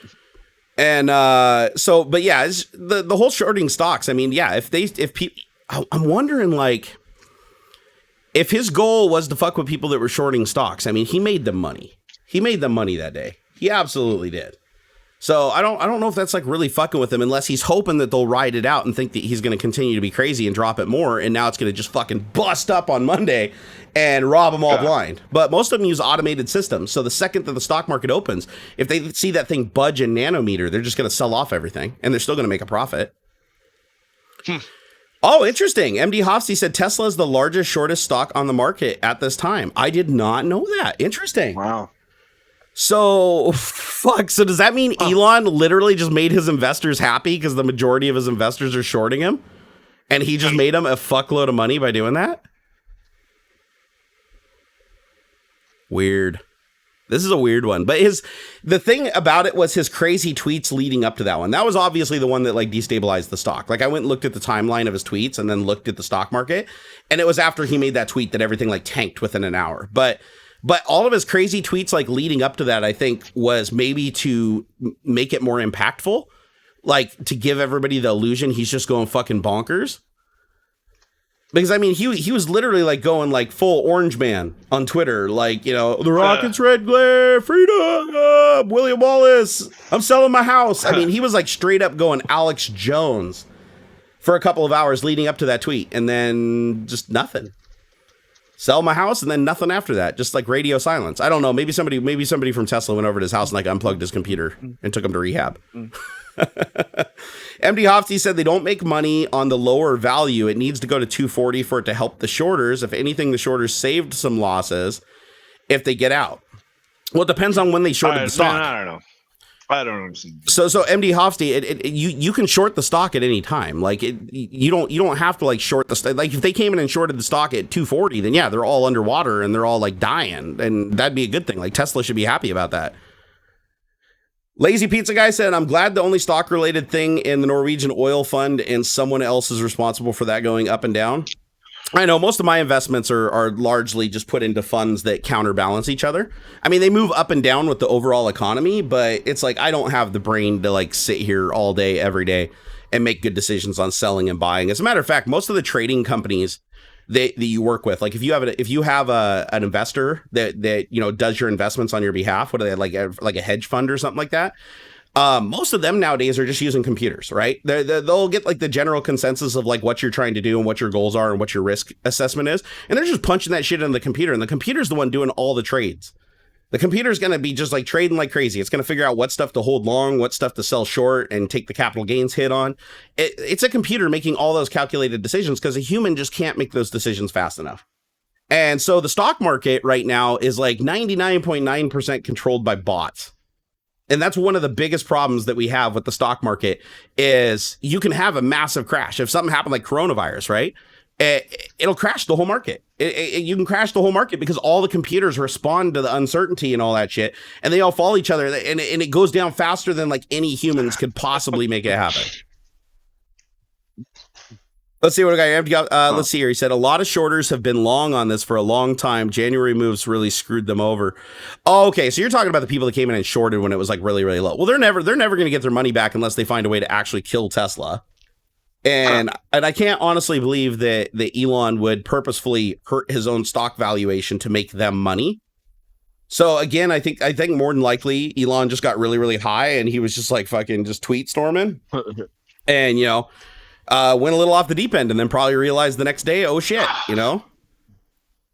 But it's not like Elon himself. I think he lost. I think I heard on the news last night that the estimate was he lost $8 billion in 6 hours. He lost $8 billion. Now, again, you can't look at that as like tangible because it was tied up in stock, and that value of that stock's going to come up. So if he sold all of his stock that day, he would have lost $8 billion. But one, he can't sell all of his stock that day because as a CEO of a company, you're not allowed to just liquidate every single thing that you have. Like there's limitations and stuff on what you can do as a CEO. I don't know what those limitations are exactly, but I know when I worked at Microsoft, Bill Gates had to be very, very careful about the amount of stock he sold off, when he told investors when he was going to do the sell-off, what the sell-off proceeds were for. Because if he didn't do all that shit and he just sold a huge chunk of stock, it would like completely destabilize Microsoft stock. They'd be like, oh my God, Bill Gates sold 500,000 shares, run, you know? And so they have to be really, really careful about that. Right. And you just got Elon like sitting here on Twitter, just like pumping out shit like that. That's like something that you don't see really any other company CEOs doing. Right? You really don't see any other company CEOs going on there like trying to hurt their own stock. Or maybe, and I can't believe that he was dumb enough to think that by him saying that it was like reverse psychology and everybody was going to go buy the stock up and like make it skyrocket. Like, I think the stock's too expensive. Like, did he maybe think that? Is there a possibility he was like reverse psychology just backfired on him on that? But, you know, I just don't know. I'd like to know what was going through his head, though. It's all speculation at this point. Maybe he'll talk about it at some point. But I don't know what compelled him to make that tweet other than it was on a Friday, right? It was on a Friday, and that gives him the whole weekend for the stock to basically sit there and marinate at the lower level. And is it going to open Monday and just skyrocket? Is what I'm wondering. I think it might. I think it may actually, the reverse psychology might work. Everybody sells off, then everybody's like, oh my God, it's a good value. I need to add it to my portfolio now. On Monday, now a bunch of people that weren't even going to invest jump into the ring. And it just blows up. And now we see Tesla like $900, like $800 or $900 in one day. And we're like, oh my God, well played, Elon. But if that happened, I'm pretty sure the SEC would most definitely get involved. Oh my God. For sure. Yeah, you can't just, Yeah. Neoda, I think it was $10. He said, do you think Nvidia will sell cards specifically with RTX Voice for those using Team Red's video cards? Here's the thing. It doesn't need to be on board. There's no reason to have it like built on board. It's like the fact that you have an RTX card is what enables you to do it in the first place. There's no need to build it into the card. Yeah. You can't plug headphones into the card. It's just a processing unit. You still need to have a sound card and all that stuff. The RTX is just augmenting that. So the answer is no. It's not going to be like a technology that's just built into the card, say like PhysX or something like that. Which arguably PhysX isn't even built into the card. Like there is a processor there, but you still need the software side of things to do it. What do we got going over here in the chat? Let's see here. Yeah, just chip chat. So MT Offsy said, by the way, the shorters have to provide the stock at some time in the future, if not already. Although the current median price target is 607, the current price is 701.32, but still way beneath what it was. Yeah, that's tough. So, and the other thing too, I actually have a sad story. When I worked at Microsoft, and it's not sad anymore because the guy actually turned it around. Now he's a multimillionaire that lives in Russia. But one of my coworkers that I used to work with at Microsoft was a day trader. Like while he was doing his Microsoft job, he had like 6 screens set up in his office. And while he was programming and doing stuff, he would just day trade stocks. That's what he did. Well, he ended up doing something really stupid. Well, I mean, I guess it depends on how you look at it, but something really stupid. What he decided was he knew there was a sure thing coming, right? He did all of his analysis and he's like, oh God, this one stock. He even told me to buy some. He's like, dude, you need to buy this stock. It's going to go like fucking gangbusters, right? So he ended up trading in the margin, which basically means you're taking like a loan from the bank to invest. Right. And if you lose that money and the bank wants their money, you have to just sell everything else and pay the bank back or go bankrupt and still pay the bank back. So you don't really want to trade in the margins unless you absolutely know what you're doing, right? When you hear about these people that are jumping out of windows and commit suicide, at the stock exchange, those are people that are like, trading in the margins for millions of dollars. And then the stock crashes, their portfolio crashes. And then the bank's like, margin call, and they want their money. And you're like, well, I can't give you my money. I just lost all the money. I need time to get it back. And they're like, nope, you give us that money back. And then so you start jumping out of skyscrapers and stuff. So trading in the margin is a really bad thing. And I learned this because my friend who was there was like, dude, you got to buy as much stock as you want. He's like, dude, I have $100,000 in my portfolio in liquidity. I'm going to put it all into this stock. It's a sure thing. So he puts it in the stock. I didn't. He told me to put stuff in stock. He comes in the next day. He's like, oh, dude, did you buy it? He's like, dude, it's up like 12% today, man. It's going to skyrocket. It's going to keep going. I can't remember which stock it is to save my life. And he's like, dude, you got to do this. You got to invest or whatever. He comes in. He's like, dude, okay. He's like, I just did trading in the margin for like $500,000. So he got them to give him $500,000 to invest. Well, he was Microsoft and he made big money. He was even higher than me in the ladder. So he got him to do it. And so he invests this money. The stock just fucking tanks like 2 days later. I mean, absolutely tanks. And then it keeps tanking. He's running around the hallways like freaking out. Oh no, it's going to come back. It's going to come back. Oh shit, blah, blah, blah, blah. Like a week later, the dude is like coming into my office. He's like, man, I don't know what to do. I don't know what to do. He's like, man, if they do a margin call, I'm fucked. I'll have to sell my house. I'll have to sell my cars. I'll have to do everything. I'll be paying this back for the rest of my life. I mean, he lost like 50%, like $250,000 he lost in like 3 days. And I think it was like 2 weeks later, the stock rebounded up like, I want to say only about 20%. But he got to a point where he was like, they're going to do a margin call. I have to pay the money back like at this time. So he's like, I can't risk it anymore. He sold it all. And he took like a loss of, I want to say it was like $80,000 or $100,000 he lost. This is all in the course of like 2 weeks. He lost he lost like $100,000, but he would have lost like $1 million if he hadn't got out. So it was like, but I remember that like fucked him up for like a long time. Like the dude was like, he was like day trading like crazy, trying to make his money back, a couple $1,000s a day at a time and lose. And it was just, he was never the same after that. And I was like, my God, man, money can really, really fuck you up. Like really fuck you up when the needle's moving that fast. When if you're already worth $8 million and you lose $1 billion, that's a bad day. But if you're only worth $1 billion and you lose $1 billion, that's a really fucking bad day, right? And that's kind of like where he was at. And after seeing that, I never really wanted to get into investing just because of the risk. Sure. But you can invest without having that type of risk, right? As long as you make sure everything that you invest is money that, literally if it burns, it sucks, but it's gone. You don't need it. Yeah. And so don't trade in the margin. God. And there's so many people that do it. It's incredibly common. I'll be right back. I got to use the bathroom. Get after it, man. I'm going to go after you. Be entertaining. Be right back. It's all I know how to do. It's all I know how to do. Hey, what's up, Rob? How's it going? He said we're having an orgy here in the chat. That's okay. You guys are welcome to have all the orgies you want in chat. I'm totally pro orgy. MD Hofsty said, what sound card are you talking about? Lol, boomer. MD Hofsty, sound cards are actually still incredibly common. As a matter of fact, that mixer board has a sound card in it. Most USB audio sources and headphones have a sound card built into them. Are you talking about like the physical like PCI sound cards? Because even those still exist. I know some people that use them that have really good op amps on them and stuff like that. But yeah, I guess I get you. I'll be a little boomerish on that one. I'll give it to you a little bit. But sound cards are still totally a thing. Come on, don't be trashing on sound cards. Andre said, let's see here. You could use PhysX on AMD. You bought a crappy Nvidia old card and had it, and you would run it on your PC and your AMD card. Oh, yeah. When PhysX was and I don't think PhysX was ever big. Like, to be honest, I think PhysX was one of those technologies that kind of like RTX, ray tracing. It was a little bit gimmicky, and most of the games that implemented it, basically, they just added like way too many particle effects, like to the point where it wasn't even realistic anymore. It wasn't a matter of getting the particle effects in the game up to a realistic level. It was they were already in a realistic level for everybody. And they were like, well, we want to showcase PhysX. So when you shoot a body, we're going to have 8 times the volume of that body and particles come flying out of it. And I remember playing Borderlands with PhysX on. And if you were like fighting a horde of like 10 people like running at you at a time and you're just shooting into them, it basically just looks like a giant like blood cloud. And it was ridiculous. It was like the cool the first time I saw it. But then PhysX kind of died after that because I don't think they ever really found a practical application for it where it's like people really liked it and the gaming companies really saw it as a value. MD Hofsty said, I still have my Sound Blaster Audigy in my computer part cabinet. Dude, that's awesome. The Audigy was actually a really nice sound card. My favorite sound card of all time, though, is an Asus. I can't even remember the model. So Asus made a line of PCI sound cards back in the day that actually had like a really strong headphone amp built into them. And it actually had, and on the back of the computer, you had half-inch quarter-inch TRS jacks, just like you'd have for professional headphones. And it was so powerful. And the reason I bought the sound card was to drive my Planner magnetic headphones that were 600 ohms. And it could drive them at a volume that'd make your ears bleed. And this is from a card that's plugged in. And I believe it even needed external power. I think just like with the GPU, you had to plug like a fucking Molex connector into it to give it extra power.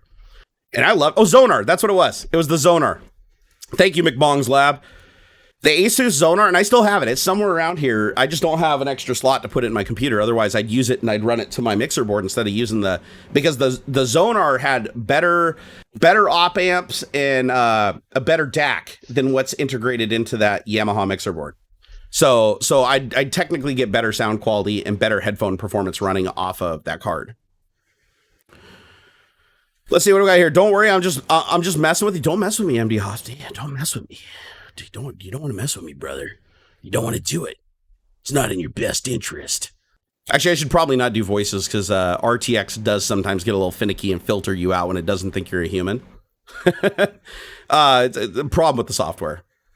So, let's see. What have you guys been up to? Let's get some questions in the chat. We're waiting for Lord Beardcles to get back. MD Hofsty said it was a piece of crap for me as it was not shielded. It always had a buzz in the speakers. I do think that was a known issue with the Audigy. You did have to ground loop isolate it. James Janus said, what do you guys think of self-driving or auto-driving cars? I think it's awesome. I very much look forward to the day where we have level 5 driving capabilities and the cars can just drive themselves around. Because we live in a world where humans are more and more distracted every day. Like humans have never been more distracted behind the wheel than they are today with all the internets and the bings and the dings and the notifications and the constant communication. I think that it'll actually be really good when we can get cars to a level where they can drive. And here's the neat thing about it is, as long as every car is driving itself, and don't get me wrong, I'll always want to drive a car. I love cars. I love being on racetracks. I love driving around. But I'm talking about for like daily just commuting and traveling. The more vehicles that are on an automated driving system that can intercommunicate with each other, the safer it's going to be. Like you eventually get to a point where it's like the car is monitoring everything 1,000, 10,000, 100,000 times a second and making adjustments like the suspension, checking the tire wear, the tire pressure, and making calculations to where it can figure out where that car is going to stop on any surface within fractions of an inch. And once you have that, then you have a lot less wrecks. And the wrecks that you do have, it's all computed out so that it causes the least amount of harm. Any other day trading stories? Not really. I actually have good day trading stories, though. It turns out, so the guy that I was telling you about who lost like 100 G's, He later on left Microsoft, and because he was doing so good with day trading again, he decided to just do it full time. And I'd lost touch with him for like 10 years, and he sends me a friend request on Facebook, and I find out that he's married to a Russian girl, and he's living in Russia, and he's got a kid. And I was talking to him like, how are things going? And he's like, yeah, I'm still doing the stock thing. And you know, he was, you know, he didn't want to like tell me like how well he was doing because he didn't want to brag about it. But I was like, no, seriously, like how'd it work out? I mean, are you doing like really, really good? And he sends me a picture of like his car, and he's driving like a Ferrari like in Russia. And I'm like, okay, so obviously he's doing okay. And he's like, yeah, I never have to worry about money again. He's like, I just do this more as a hobby. And I was like, damn, dude. And he claimed that he did it all through day trading over the years. Like he said, he had some really crazy opportunities where he was making literally hundreds of thousands of dollars a day for long periods of time. And I was like, well, shit, that's awesome. But I'm thinking more than likely it's a cover story for him being like a Russian mobster or something like that. I think that's probably more likely what happened. Wait, you're not a human robot? Mind blown? We're all, you know what? The truth is we're all human robots, brother. We're all human robots. We're just biological robots, a little bit different. Kevlar Condom said my mother died day trading from the stress. That's fucking terrible, dude. Yeah, that's why I would never do it. I would never do day trading. After seeing what it did to that one guy and just seeing like even not even day trading, just like, I'll tell you something. So when I was at Microsoft, there was about 5 events that happened over the 15 years that I was there where the stock just fucking tanked. And then it came back over time, but it stayed tanked for a good long time. And the problem is most of the Microsoft employees, because they gave us so much stock as employees, like that was like in many cases, it was more than our paycheck. And so when the stock crashed, it really fucking hurt, especially when people needed to sell. Like they were at a time where they needed that money for stuff in their lives. So they had no choice but to sell. And so one of these occasions, not my boss, but I think it was his peer, like basically another manager on another group. He had just bought a house. And he was going to sell at the end of the year. He had to sell so much stock to basically cover the building cost of the house and like pay down the mortgage. He had all these plans. Basically, he was going to build a big garage next to his house and all this stuff. And it was when Microsoft did that crash down to $15. Do you guys remember that? Like it was when it was like down to like 40 or 30, and then it like crashed down to 15, and it stayed there for a while. And he ended up needing the money because he had to make the payment. Like the payment was due for all this stuff he did, and he was forced to sell off like a crazy amount of stock. It was probably like $80,000 worth of stock, which to some people is crazy, maybe not to everybody. But he was forced to sell it off at like the $15 a share, and then it slowly started coming back after that. And then of course, you know, your thinking is, had he been able to hold on to that money and he didn't need it at that moment, you know, it's like his house ended up costing him like, you know, twice, or the shed or whatever he's building ended up costing him like twice what it would have otherwise if he wasn't forced to sell. As long as you can hold long and and it's not money that you have to have and money that you depend on, then you don't have to worry about the stress too much of it. Like my 401k, I haven't even looked at because I'm sure I've lost like $100,000 in my 401k because of this COVID thing or more. I'm not going to look at that. Not going to look at it because it will come back in time. And I don't need that money for another 25, 30 years or whatever. So I'm not going to look at it. But people that need that money that actually like depend on selling a certain amount of stock every year, it's really, really painful when a crash happens like that, even on long-term investments. Hey, Tony, what's up? He said you could do a stream wholly on Microsoft. Dude, I could make videos on Microsoft for like the rest of my life if I wanted to. There is so much stuff that happened there during the 15 years I was there. One day I plan to write a book. I don't know when, but someday I will write a book on my experiences with Microsoft because it's nothing what people think. And I haven't read anybody else's like I haven't read anybody else's books like on Microsoft as from an employee's perspective back during the heyday. Because remember, I was there and started in 2000.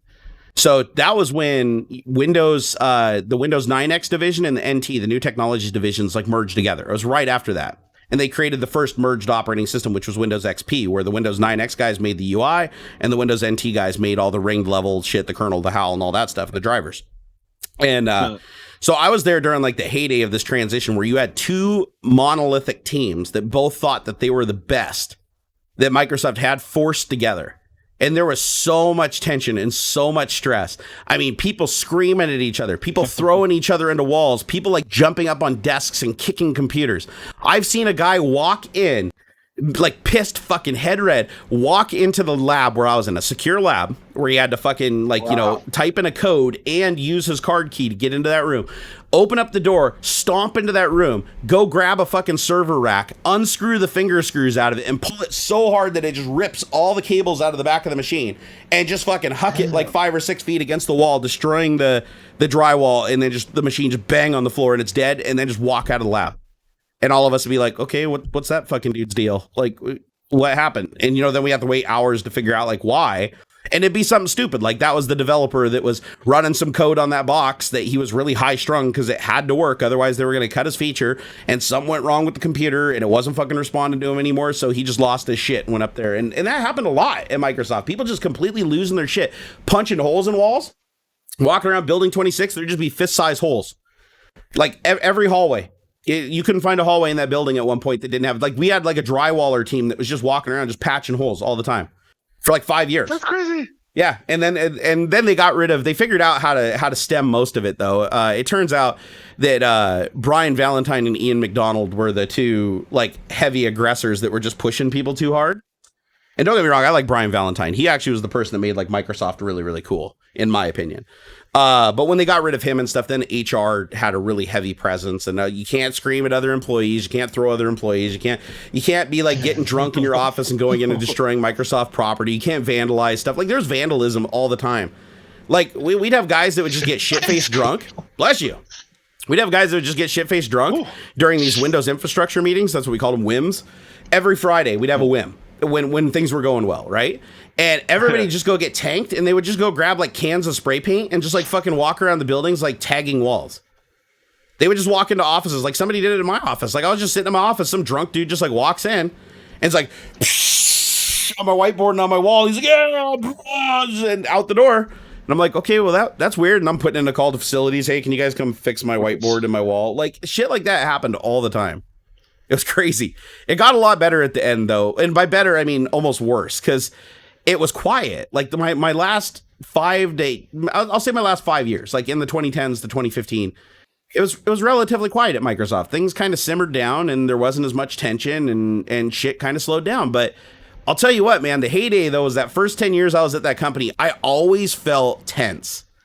And you might think that's a bad thing, but no, some of the best things I ever did in my life, like programming and ideas I came up with, everything were under just massive sleep deprivation and stress of shipping schedules.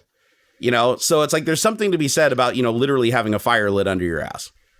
But Mr. Chunkus said, I wonder if Jerry was a popular employee. I was a top 5 contributor at Microsoft for 10 years. 10 years, I was a top 5% employee, which means every year when I got my review from my manager, I would get a little signed thing that came with it that says that you are a top 5% contributor to Microsoft, meaning every employee out of 180,000 employees worldwide at that time, I was in the top 5% bucket for 10 years.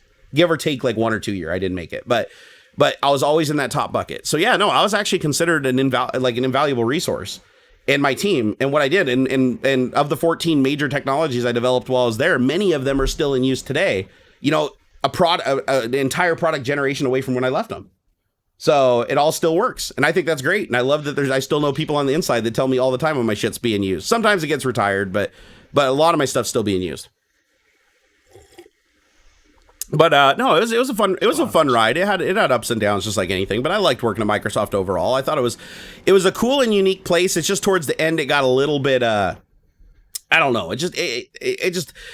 It wasn't, the passion didn't really drive people as much the last 5 years I was there. Things like really wound down. People were like really quick to cut features instead of fight for them. People were way too willing to just get rid of tests to get shit to pass and to get stuff pushed through the puppy mill. Like, it wasn't the same company that it used to be. It wasn't the company. I mean, we used to have a meeting that we'd go to every day called the War Room. They renamed it to Ship Room once Brian Valentine left because they thought War Room was an appropriate name for a meeting. So, but we used to have this thing called War Room. And even when it was Ship Room, it was still just as bad for many years. But War Room, and the reason why they called it War Room is because you went in there and you had Jim Olchin, who was the president of Windows. You had, who else do you have? Cutler would show up sometimes. David Cutler would be in there. Andre Vachon, creator of VGA Sys, and a bunch of drivers. All these guys would show up in this room, and every single one of them is like a fucking raving lunatic alpha. And so they would all get a seat around the big table, and then guys like me that reported for our divisions and worked on tools, and the topic of the day involved us, we would be invited to the meeting, and it was compulsory. You had to go, and we would enter into the room. We'd stand along the outside wall, so we wouldn't even get a seat. You had to sit because this room was just packed, right? And every time I went to ship room, I literally was scared. There was never a time that I went to ship room where I wasn't like noticeably nervous and pitting out and freaking out, because every time that meeting started, you would have somebody fucking screaming, people throwing shit, people getting up on the desk and stomping and kicking people's laptops closed and stuff. It was literally like fucking, it was literally like grade school playground. It was weird, man. It was so weird. And the language was like crazy. The language was so crazy. Oh my God. I remember Ian McDonald, and he's kind of a big guy. He's kind of a big Australian guy. And he stands up in the middle of the meeting because this guy's just fucking running off the mouth. It wasn't one of the guys sitting around the table. It was one of the engineers running off the mouth like, it ain't our fucking fault, blah, blah, blah. You didn't do this. And Ian just stands up and he's like, I want this fixed by the end of the day. And you're going to report right back to this meeting tomorrow and tell us that it's fixed. Otherwise, you're not going to have a job to come to this fucking meeting. And the engineer's like, he's like, what the fuck does that even mean or whatever? And he just takes his laptop and just throws it as hard as he can against the wall. Like, Ian, this is like, he's an executive. He picks up his laptop and just fucking hucks it like 20 feet from the guy. And luckily it was a wall where nobody's standing. Hucks it and the laptop just goes boosh. All the keys fly off of it. Fucking screen rips off of it. And he said, get the fuck out of here. I don't want to see you. He's like, get the fuck out of here right now. I don't want to see you. And the engineer's like, oh shit, okay. Scurries out the door and we're all like, can we go? We don't want to be here. And then he just sits back down and it's like business as usual. Like, okay, next topic. I'm like, wow. How do you guys not fucking have a coronary from that shit? Dude, they literally threw a guy through the wall, like, and got him stuck between two of the metal beams that are in the drywall right outside of the ship room, because they were leaving out of the ship room.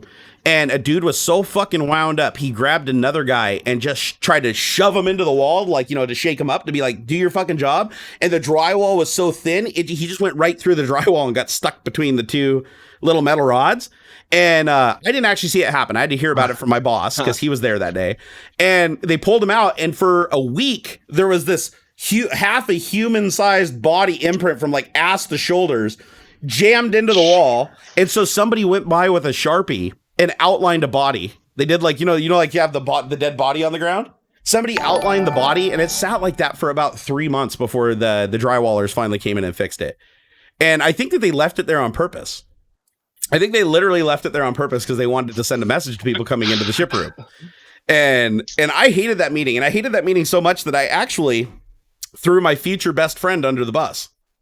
So a guy named Greg, you guys know him as Gax9. He's in all, if you go look at my drunken dirt rally videos, just do a search for Barnacules drunken dirt rally. He's the one in the background that's making all the cracks about my weight and shit, and like whipping out his schlong in the background off camera. And I keep telling him to put it away. He ended up becoming a really good friend of mine, but it didn't start that way. What started was I was having a fucking nervous breakdown from going to the ship room meeting. I couldn't handle it. After doing this shit for like 6 months straight, I was ready to quit Microsoft. I was like, I literally wake up in the morning and have nightmares and shit about this meeting. I cannot handle a bunch of adults being this fucking crazy, like at a job every day. It was really, really making me stressed out. So I wanted to hire my replacement so I could go back to being an individual contributor, because at that point I was a manager. So only time in my entire career, I was a manager for 6 months, never again. I ran something called Centralized Triage, which was the team that built all the automation tools that would go in and actually triage breaks before the developers got them, to try to milk out as much information automatically so the developers didn't have to spend as much time. We developed a system to do that. So I'm in the ship room meeting every day. So I'm finally like, fuck it. My boss says, listen, if you can find a replacement, then you can come back to being an IC, just a regular IC on the team. And then the new person that comes in can run the centralized triage team. So I totally found this guy who was looking for another job inside the company. We have there's a portal inside of Microsoft where you could go look for jobs. And one of the guys that was looking for a job was somebody, I think he worked on the Office team previous. I'm not sure, but I'm pretty sure it was either the Office team or the Xbox team. He was like, I'm looking for a management position. I'm looking to, manage a team of between 5 and 15 people. Like, he had all of his things. And I was like, okay, this guy's fucking perfect. Right. So me and my boss, clicks the little button. Is like, okay, initiate the interview loop. And we bring him in for the interview loop. And I'm the first person to interview him. He had to be interviewed by like 5 people on the team. But I interviewed him first because he's the one that's replacing me. So I need to be able to tell the other 4. He doesn't even go to the next person if I don't want him. So he was the very first person that I interviewed for the position. And he comes in and he's just like the super nice, super professional dude, knows his shit really well. And I'm like, he's like, okay, can you tell me a little bit about the job? And I'm like, oh, dude, it's really easy. You just run this team of like 15. I'm lying out through my fucking teeth to this guy. I'm like, oh, it's super easy, dude. Yeah, right. I'm like, oh, it's super easy. You just, you got these 15, H1Bs from India. They sit in a fishbowl and they write code all day. Just make sure that they're on task. You have to report these daily meetings in the war room. But that's easy. I can prepare you for that. It'll be good. And he's like, oh yeah, no, I'm really interested. This sounds awesome. And I'm like, okay, cool. So I push him on to the next interview. He passes the next 4 and they're like, okay, he's in. And so he comes to our team meeting, and introduces himself. And the first thing I think when this guy introduces himself in the meeting is I'm like, this guy, I feel so bad for what I'm doing. I'm throwing this guy under the bus so fucking hard. I'm like, oh God. And I'm supposed to hand everything off to him too. The second he took the job on like day 3, I just abandoned him. I just left him for dead because I couldn't handle it. I was supposed to go with him to ship room and get him acclimated to ship room and tell him what to expect. And I literally just sent him in there blind. And he comes by my office afterwards and he is like, what the fuck? He's like, dude, how do you handle this? Like, is this normal? And I'm like, oh, no, it's probably just a really hard day. You're probably fine. And so still to this day, he jokes around about how I threw him under the bus. But what happened was, later on, as he joined the team, about a month later, we all went on a dirt biking trip because he was into dirt bikes. So was I. So was my boss. So everybody on the team that was into dirt bikes all headed over to Eastern Washington, and we're riding around on dirt bikes having a good time. And at the very end, I ride back with him because he injured himself on the bike. And he was like, hey, can you ride back with me? I can drop you off at your house. I just want, somebody riding with me because I'm like, I fucking bruised up my ribs pretty bad. And I just, need somebody to drive. I'm like, cool. Yeah, no, I'll jump and just drop me off on the way back where, my boss's house. That's where my car is, on the other side of the pass. And we're driving back, and I swear it was like 20 minutes into the trip, we were like best friends. We started just kind of like egging each other on a little bit. And it was like after 20 minutes, we were full on just cracking like the most inappropriate jokes, talking shit about everything. It was crazy. It was crazy. I won't go into depth because a lot of the shit's super, super inappropriate. Like even for me, it's inappropriate. But we ended up hitting it off really well. And then after that, we ended up just hanging out all the time, like after work and shit like that. But he never let me live it down that I threw him under the bus on that team.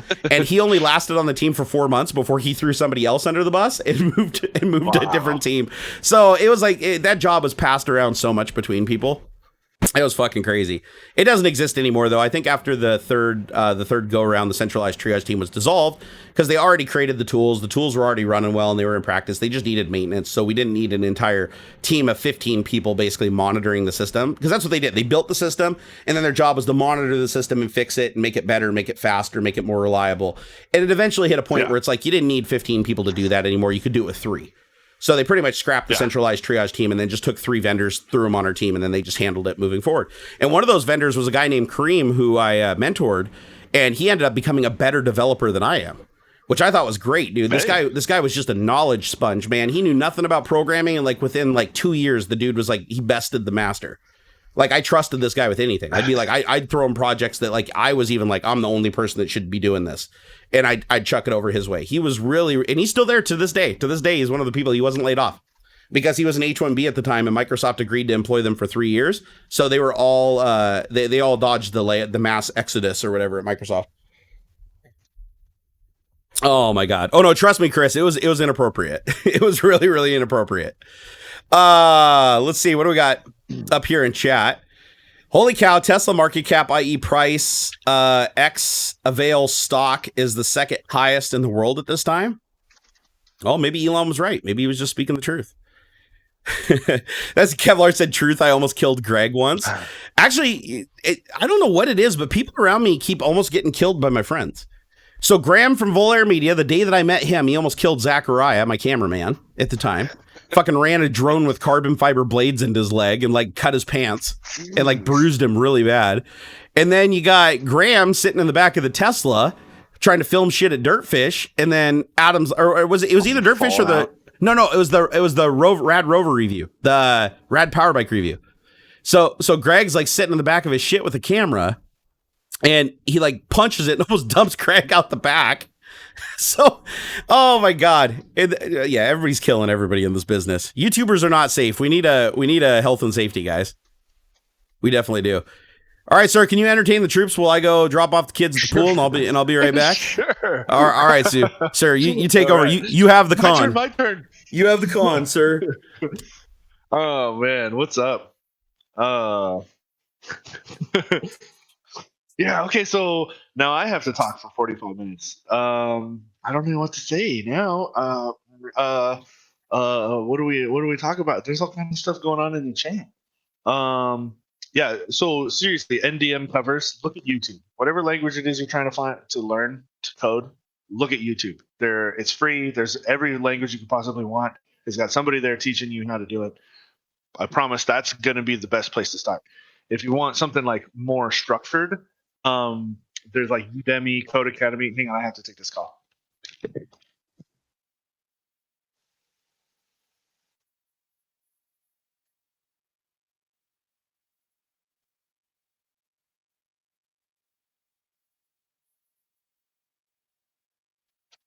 Okay. Okay. Oh, here, let me put you on speaker then. Okay. Everybody, say hello to Kevlar Condom. Hi, everybody. Can you guys hear Adam? Yeah, I think everybody can. Okay, good. Oh, okay. Well, this is weird. This is very strange. How useful is algebra for code? For coding, you probably need some what I would consider high school math, upward probably into geometry and basic physics. For I think that coding should probably form. Oh, I think that if but then should be taught. If but then or should be taught waiting for mathematics. Yeah, that makes sense for logic flow essentially. Yeah, I think most humans can probably program. Yeah. Oh, hold on. It's the RTX stuff is No. salty. They can't move. Like your output, your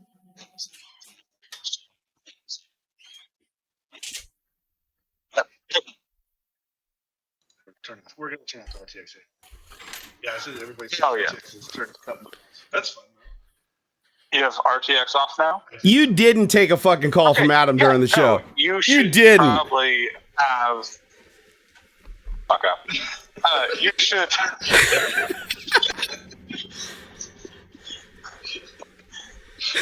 No. Humans. I think I can teach a human how to if, but, then, or. Much faster than I can teach. Rip headphone users. 2 + 2 = 4. Here, back it off a little bit, Houston.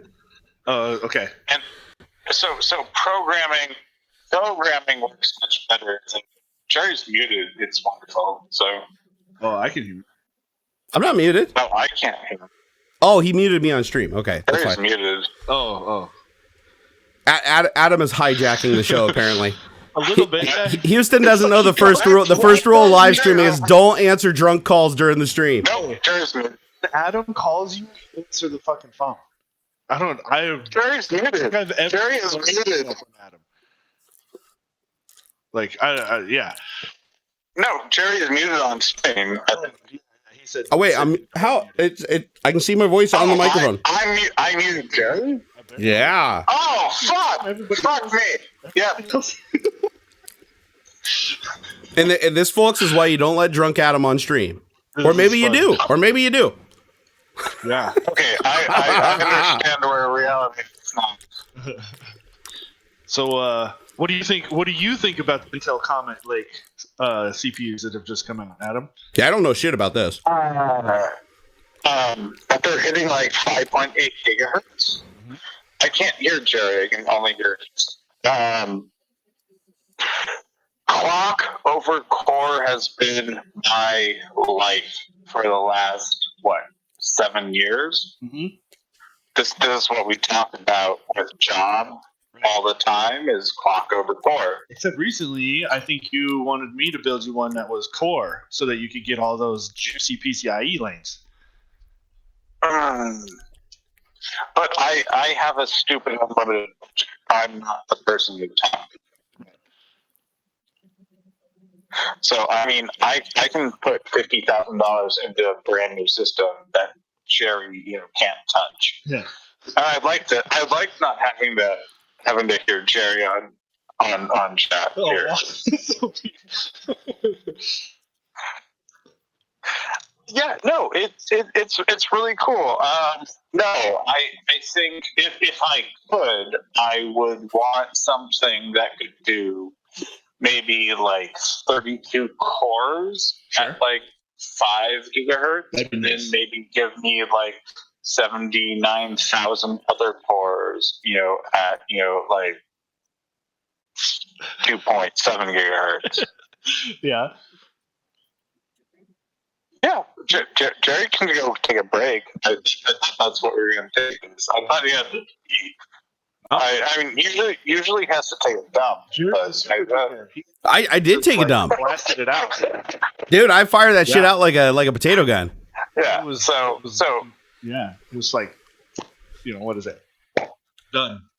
So, hey, when the hell are you going to get your lawnmower? Soon. Soon? Yeah, I think. Because like, I'm still gotta get all my. Well, here, let's think about that. Eric's here tomorrow. Oh, that'd be Saturday. Good. He's not here. Ken, Saturday he's not here. Next week. So Monday, you want me just to load it up with? If he's able to. Otherwise, yeah. I mean, we can talk about it after the stream. No. You get a lawnmower and a lot of. Yeah. Yeah. Actually. Oh yeah, I forgot. I can just mute him and just take the stream back. See, now you guys don't have to listen to him, and I can just sit here and just say, See, I have God mode. I have God mode. I'll turn him back on. All right, have a good one, man. All right, bye. I am the captain now. All right. You will look at me. Well, that was fun. It's so funny, man. I can just mute him. Dude, this is becoming this is becoming a mainstay of streaming lately. Like even when I stream on like my morning coffee or my afternoon coffee, it's like my phone will just start ringing. It'll be like Graham, and then I'll get a call. It'll be like Adam. Sometimes I'll pull them in on Discord. They're cleaner when I pull them in on Discord, but I can't do it on this show because we're literally video capturing the screen. So if I tried to pull Adam in, it would fuck up the whole capture mechanism because of the way it's cropped. I got to find a better way to do that. I was gonna try and I have a male to male 3.5 millimeter cable. Yeah, you do. Like your aux cord, right? I was gonna try and plug that in to the line in, and then everybody could hear him. Oh, that would have worked. That would have worked if it was a 3-pole cable and you have the right sound card. You probably could get video audio both ways. Yeah, that would have been interesting. Admin abuse as usual. What are you going on about, Chief Keef? What are you going on? There is no admin abuse, my friend. There is no admin abuse. You just simmer down. You just simmer the fuck down. Check yourself before you wreck yourself.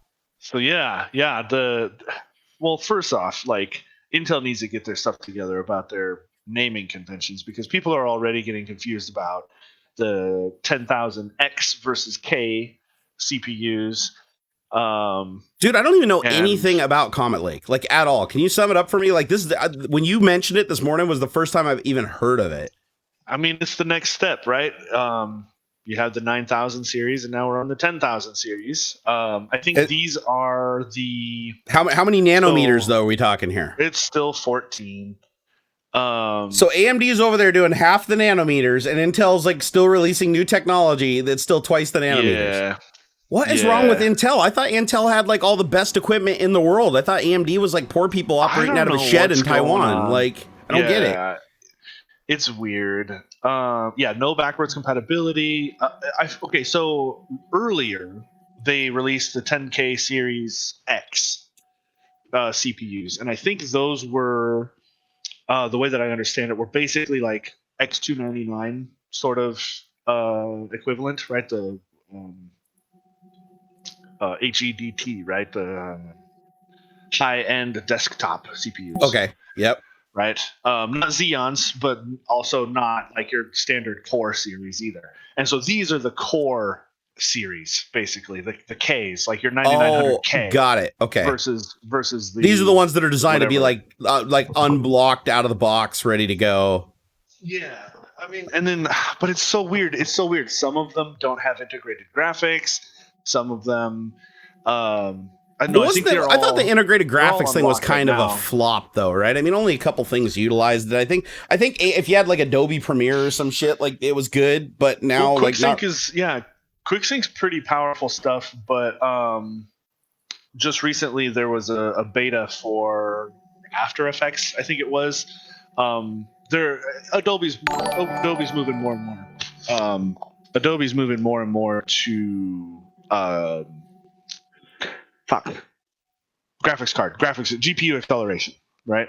So the QuickSync thing for like exporting and whatnot is soon to be less of an issue. So the integrated graphics thing isn't going to be as much of a big deal. I mean, I know I don't have it. Like on my CPU that I have in here, the 14 core doesn't have it, and I didn't have it on Xeons, obviously. So I've never actually experienced it in any computer that I had. Yeah. So hold on here. I got the Comet Lake Wikipedia page open here. It says, okay, up to 10 CPU cores. Okay, so obviously they're not trying to go for like the enterprise stuff, obviously. Hyper-threading support for i3, i5, and i7. Single-core turbo boost up to 5.3 gigahertz. Okay, that's pretty damn impressive, though. 5.3 gigahertz is a hell of a cycle for something that's on air, right? And if they're saying 5.3, that probably means you could probably get the fucker up to 6 with like liquid cooling and LN2 and stuff, right? It's probably. I mean, well, like Kevlar was saying, 5.8, I think is some people claiming right now. Dude, I remember when they said that would never be possible. Do you remember that? Reasonable. Oh yeah, they actually said that wouldn't be possible. Was like the tippy top, you know. Yeah, it's just crazy. So they thought they were going to hit that limitation, and there was going to be nowhere to go but out. And then to be fair, they haven't gone up a lot, right? Like even going up 800 megahertz compared to 5 gigahertz is not. It's significant, but it's not like a crazy amount. It's not like they found a way to do like 10 gigahertz. Because I think that's like as fast as you can move electrons through the motherfucker, right? I mean, it's like that. It is physical, like laws of physics limitation shit here. Yeah, we're starting to get into a weird spot like that. Yeah. Let's see what I got. Okay, so thermal velocity boost for Core R9, 400 series chipset on LGA 1200 socket. Comet. Okay, so that's for Comet Lake S, and then there's a Comet Lake H for higher turbo frequencies up to 500 megahertz. DDR4 2933 memory support. Okay, so a little bit faster memory support. Thermal velocity boost of the Core i7 and the i9. They're not even doing the i3 for that generation. Then you got the Comet Lake U, which is up to 6 CPU cores, so smaller, larger L3 cache, higher turbo frequencies up by 300 megahertz, and support for LPDDR3 2133, whatever the hell that is, LPDDR, and an updated platform controller hub. Yeah, so it looks okay. So they got all this like crazy shit out here, but the question is pricing. Like AMD, unless are they going to be able to sell this shit for like hobo money? Actually. I mean, pretty decent pricing. I know they slashed the X series stuff and whatnot to compete with AMD. I'm seeing retail prices of just under $500 for the 10900K, which I think is supposed to be the replacement for the 9900K, like the direct. Okay, how does that compare though to like the performance of like one of the new Ryzen 2 Epics or whatever the fuck it is? Yeah, I don't think the wow, those AMD CPUs get pretty pricey. Oh, for sure. Yeah, well, once you get into Threadripper, especially. Yeah. Okay. Yeah, they're into this over $1,000 range. God, I thought they'd all be under $100 easy. No, they're especially this generation. They're comparable, $500 or so. Okay, so they brought their prices up a little. Intel brought their prices down a little. But it's weird though. They're completely different technologies. Like they used to be like pretty much the same, and now they're completely different. I mean, they're both x64 architecture, but they're completely different ways of getting there. Yeah, it's very interesting. I mean, man, it's crazy. I haven't heard any bad stuff though about AMD lately. Like I used to hear, like a long time ago. I'm not even talking. Even first generation Ryzen, there was a little hemming and hawing about like certain scenarios and heat dissipation. But I haven't heard anything about like the latest generation other than praise. Like with the PCI 4.0 and even the limited motherboards that are available, people are like, the shit's just working. It's stable. It's fast. Yeah, for sure. Like really fast. That's crazy. Yeah, man. this third gen Ryzen stuff has been. They're finally really an actual competitor. I do think Intel's still winning on like the IPC sort of thing. And so people are like, oh well, Intel still wins in gaming and things like that. But man, for a lot of other things, man, price and performance is great for AMD. I don't know. We'll have to kind of wait and see a little bit. I don't think the benchmark embargo for these new CPUs has lifted yet. I'm not sure when that might be. Well, I'm not expecting Intel to pull out any crazy feather, honestly, because they're still using the same technology, same nanometer. Yeah, that's the thing. It just seems like they're just refining the same technology. They're doing what Porsche did with like the 911, and that's not a knock at the 911. I love the 911. It's like the same fucking car from the 60s. They just keep like tweaking and moving bolts around a little bit, and then eventually it becomes like this most like fucking amazing epic thing. But it's like if you had to just thrown that shit away like 20 years ago and like re-engineered it using like regular principles and made it mid-engine. Maybe it wouldn't have taken you like 30 years to fucking figure out how to have an engine hanging out over the back and get like super good performance. Yeah, man. So I don't know what they're doing. Like there's like the power consideration too. Like I think I'm seeing here that the 10900K is listed at 125 watts for TDP. Like 129. That's not a bit high. Well, for an Intel processor, for sure. Yeah, this just seems a bit steep. Well, they have to, right? I mean, the thicker the die, the more juice they gotta pump through it. It becomes less energy efficient. That 14 nanometer, man. Kevlar Condom said he's built a dual socket 128 core AMD. Oh yeah. So does that mean they make 60? So they make a 64 core processor? AMD does? Oh, I think one of the Threadrippers. That's crazy, dude. Hey, Casey Clark, thank you for that $30 super chat. We sure do appreciate it. It said, greetings from Montana. Love the content, guys. Keep it coming. Stay safe. We will, buddy. The 3990X is 64 cores. Wow, dude. What's the price on that son of a bitch, though? That's got to be up there. Newegg has it for $38,999. Actually, it seems like if Intel made something like that, it would be like $80,000 for the processor. So yeah, right? That actually doesn't seem bad. There's those Xeon W's, right? Yep. Hey, Alex, thank you for the $2 super chat, man. He said, love the show. Glad I made it to the stream. Tony the Dev, thank you for the two euros, my friend. Oh, Pup Shepherd in the house. What's up, dude? Thank you for that $5 what up? Super chat. He said, have you ever had an online in-game relationship as a kid or adult? Ooh. Juicy questions. Have you ever had an in-game relationship? No, not anything that I would put that way. Well, he's like in shape and he's got a beard and shit. He probably had a beard when he was like 11. He didn't need that shit. He just went to the bars. Yeah. For me, no, I never had a real like online relationship. I mean, I had like friends, like people that I was really close to that I met online. But as far as like, if you're thinking like a romantic relationship, no. I mean, same. Yeah. I mean, just go over to Pornhub, be done with it. Right. Kevlar Con and Pup Shepherd love. Yeah, no, but I know it's increasingly common. I know I know people that have literally gotten married from like meeting each other in like World of Warcraft and playing like 5 years together. So it's like, it is possible. Yeah, so, totally. Old news. People have been doing that for years and years.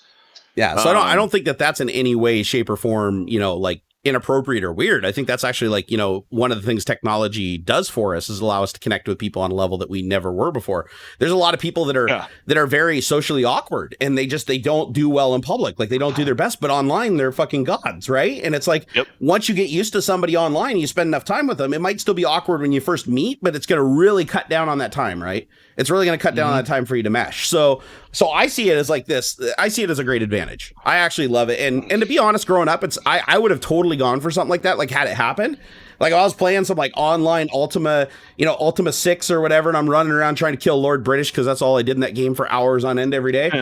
Somebody like came in and they were like another player and they're like, oh, hey, how's it going? Blah, blah, blah. And you would kind of hit it off and stuff. Shit. Who knows? Who knows where it would have gone? But back in those days, the internet was a different place. It probably would have ended up being like a 50-year-old man posing as like a 13-year-old woman. Man. And then he would like, yeah. Right. Girl standing for guy in real life. Yeah. And I've actually, there's a video that I've wanted to do on YouTube, but I think instead I'm going to do it as a live stream. I got to figure out the logistics of how to do it where I don't get banned if somebody goes sideways. But I want to do a stream where I demonstrate something that me and my friend Jake did. And I want to see if I can get my friend Jake. He's never been on stream before. I want to get him on stream, and I want to do something that we used to do when we were like 11 years old. When he'd come over and do a sleepover at my house, we'd call up the internet, and we're talking old school internet. We're talking 24 baud modems, opening up IRC under a bash prompt, logging in with telex. And we used to go into IRC channels, and we'd change our name to like Little Girl 11 or LILGRRL 12, and we join these adult channels. And you would just get 1,000 private messages, like instantly. Boom, boom, boom, boom, boom, boom, boom, boom, boom, boom. The whole thing just fills up with private messages everywhere. And what we did is we would lead these guys on, fuck with them like literally like what was it, to catch a predator. We'd basically do like a catch a predator thing, and we'd get them to say really fucked up shit, and then we'd use a protocol called Finger. Who remembers Finger? So they back in the days, the internet service providers used to have a protocol called Finger, and if you ran it against an IP address, it would tell you what the name, address, and phone number was of the user from the database that was connected to that internet service provider. So what we started doing, and this is all before Star 69. This predates Star 69. So what we do is we would call them on the phone. And the thing would be like, hey, can I call you and talk to you? And they'd be like, oh yeah, no, I don't want to give you my phone number. And then we'd be like, oh no, it's okay. I do have your phone number, Steve. You're right next door to me. And like, oh dude, what are you talking about? Yeah, I'm your neighbor's daughter. You didn't know that? And then it'd be like disconnected. It'd be like disconnected. He'd be gone out of the chat. He'd leave the channel. And then what we do is we'd wait like 5 minutes, and then we'd call his phone and just let it ring. And then no answer. Call his phone again, let it ring. And eventually somebody'd answer it. And then we'd be on the phone like, oh, we got you. Oh my God. Oh, no. You know, it was, and we did this so many times. And I mean, looking back on it in hindsight, it's like, I mean, we probably really fucked some dudes up, but at the same time, it's like, dude, look what they were doing. Like, I have no fucking sympathy for him at all. Man. And so we had some really, really good ones. And I wish we had like video recording back then. Like, we didn't even have any, because we did some fucking crazy ones where we had guys believing that we were the FBI, and they were like fucking ready to like do anything and send any amount of money just to make this all go away. And we didn't know how to do it. We were just fucking with them and seeing how far we could take shit. And that's awesome.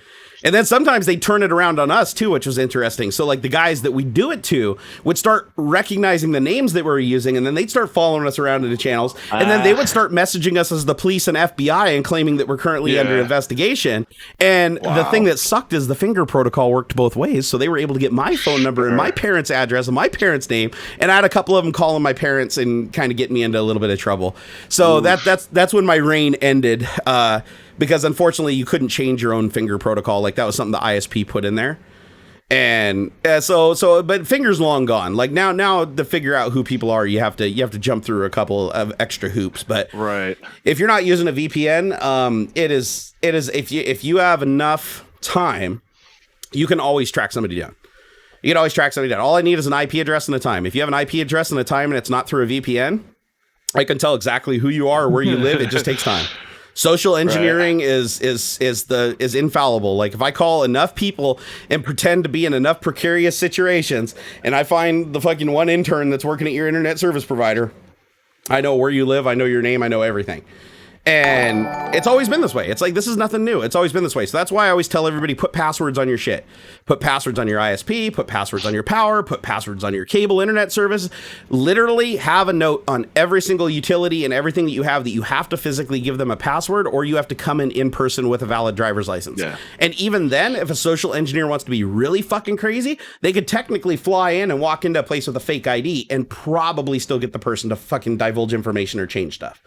So nothing's 100%. You just the trick is, like, you can never keep somebody out of your house that wants to be in there. You can't keep them out short of killing them. Yeah. You can't keep them out, no matter what your security system is, if they really want. But the idea is you want your house to be their least likely source. If your neighbor looks like they're going to have better success and less trouble, they're always going to go after your neighbor. So operate the same way online. Always make it so much trouble to go after you and too much risk to go after you that people are just, fuck, I'm going to go fuck with that other guy instead. And But yeah, put passwords on everything. That's actually been super helpful to me because it doesn't happen as much anymore. But I used to get lots of calls when I put my password. People kept trying to call my internet service provider and get my internet shut off. That was like the attack of choice 2-3 years ago. And so I put a password on the account because they successfully did it once. And so I put a password on the account, and then I'd start getting calls from my ISP like once every couple of weeks and be like, oh, we got a call that you wanted to cancel your internet service, but they didn't give us the password. Did you make this call? Was it your wife that made this call? Nope, I didn't make that call. That was totally a false call. All right, thank you for letting us know. We'll warn you if it happens again. And that happened like 2 or 3 more times over the course of a year, and then it never happened again after that. But just know that you have an attack surface. I really should do a video on this. I really honestly should.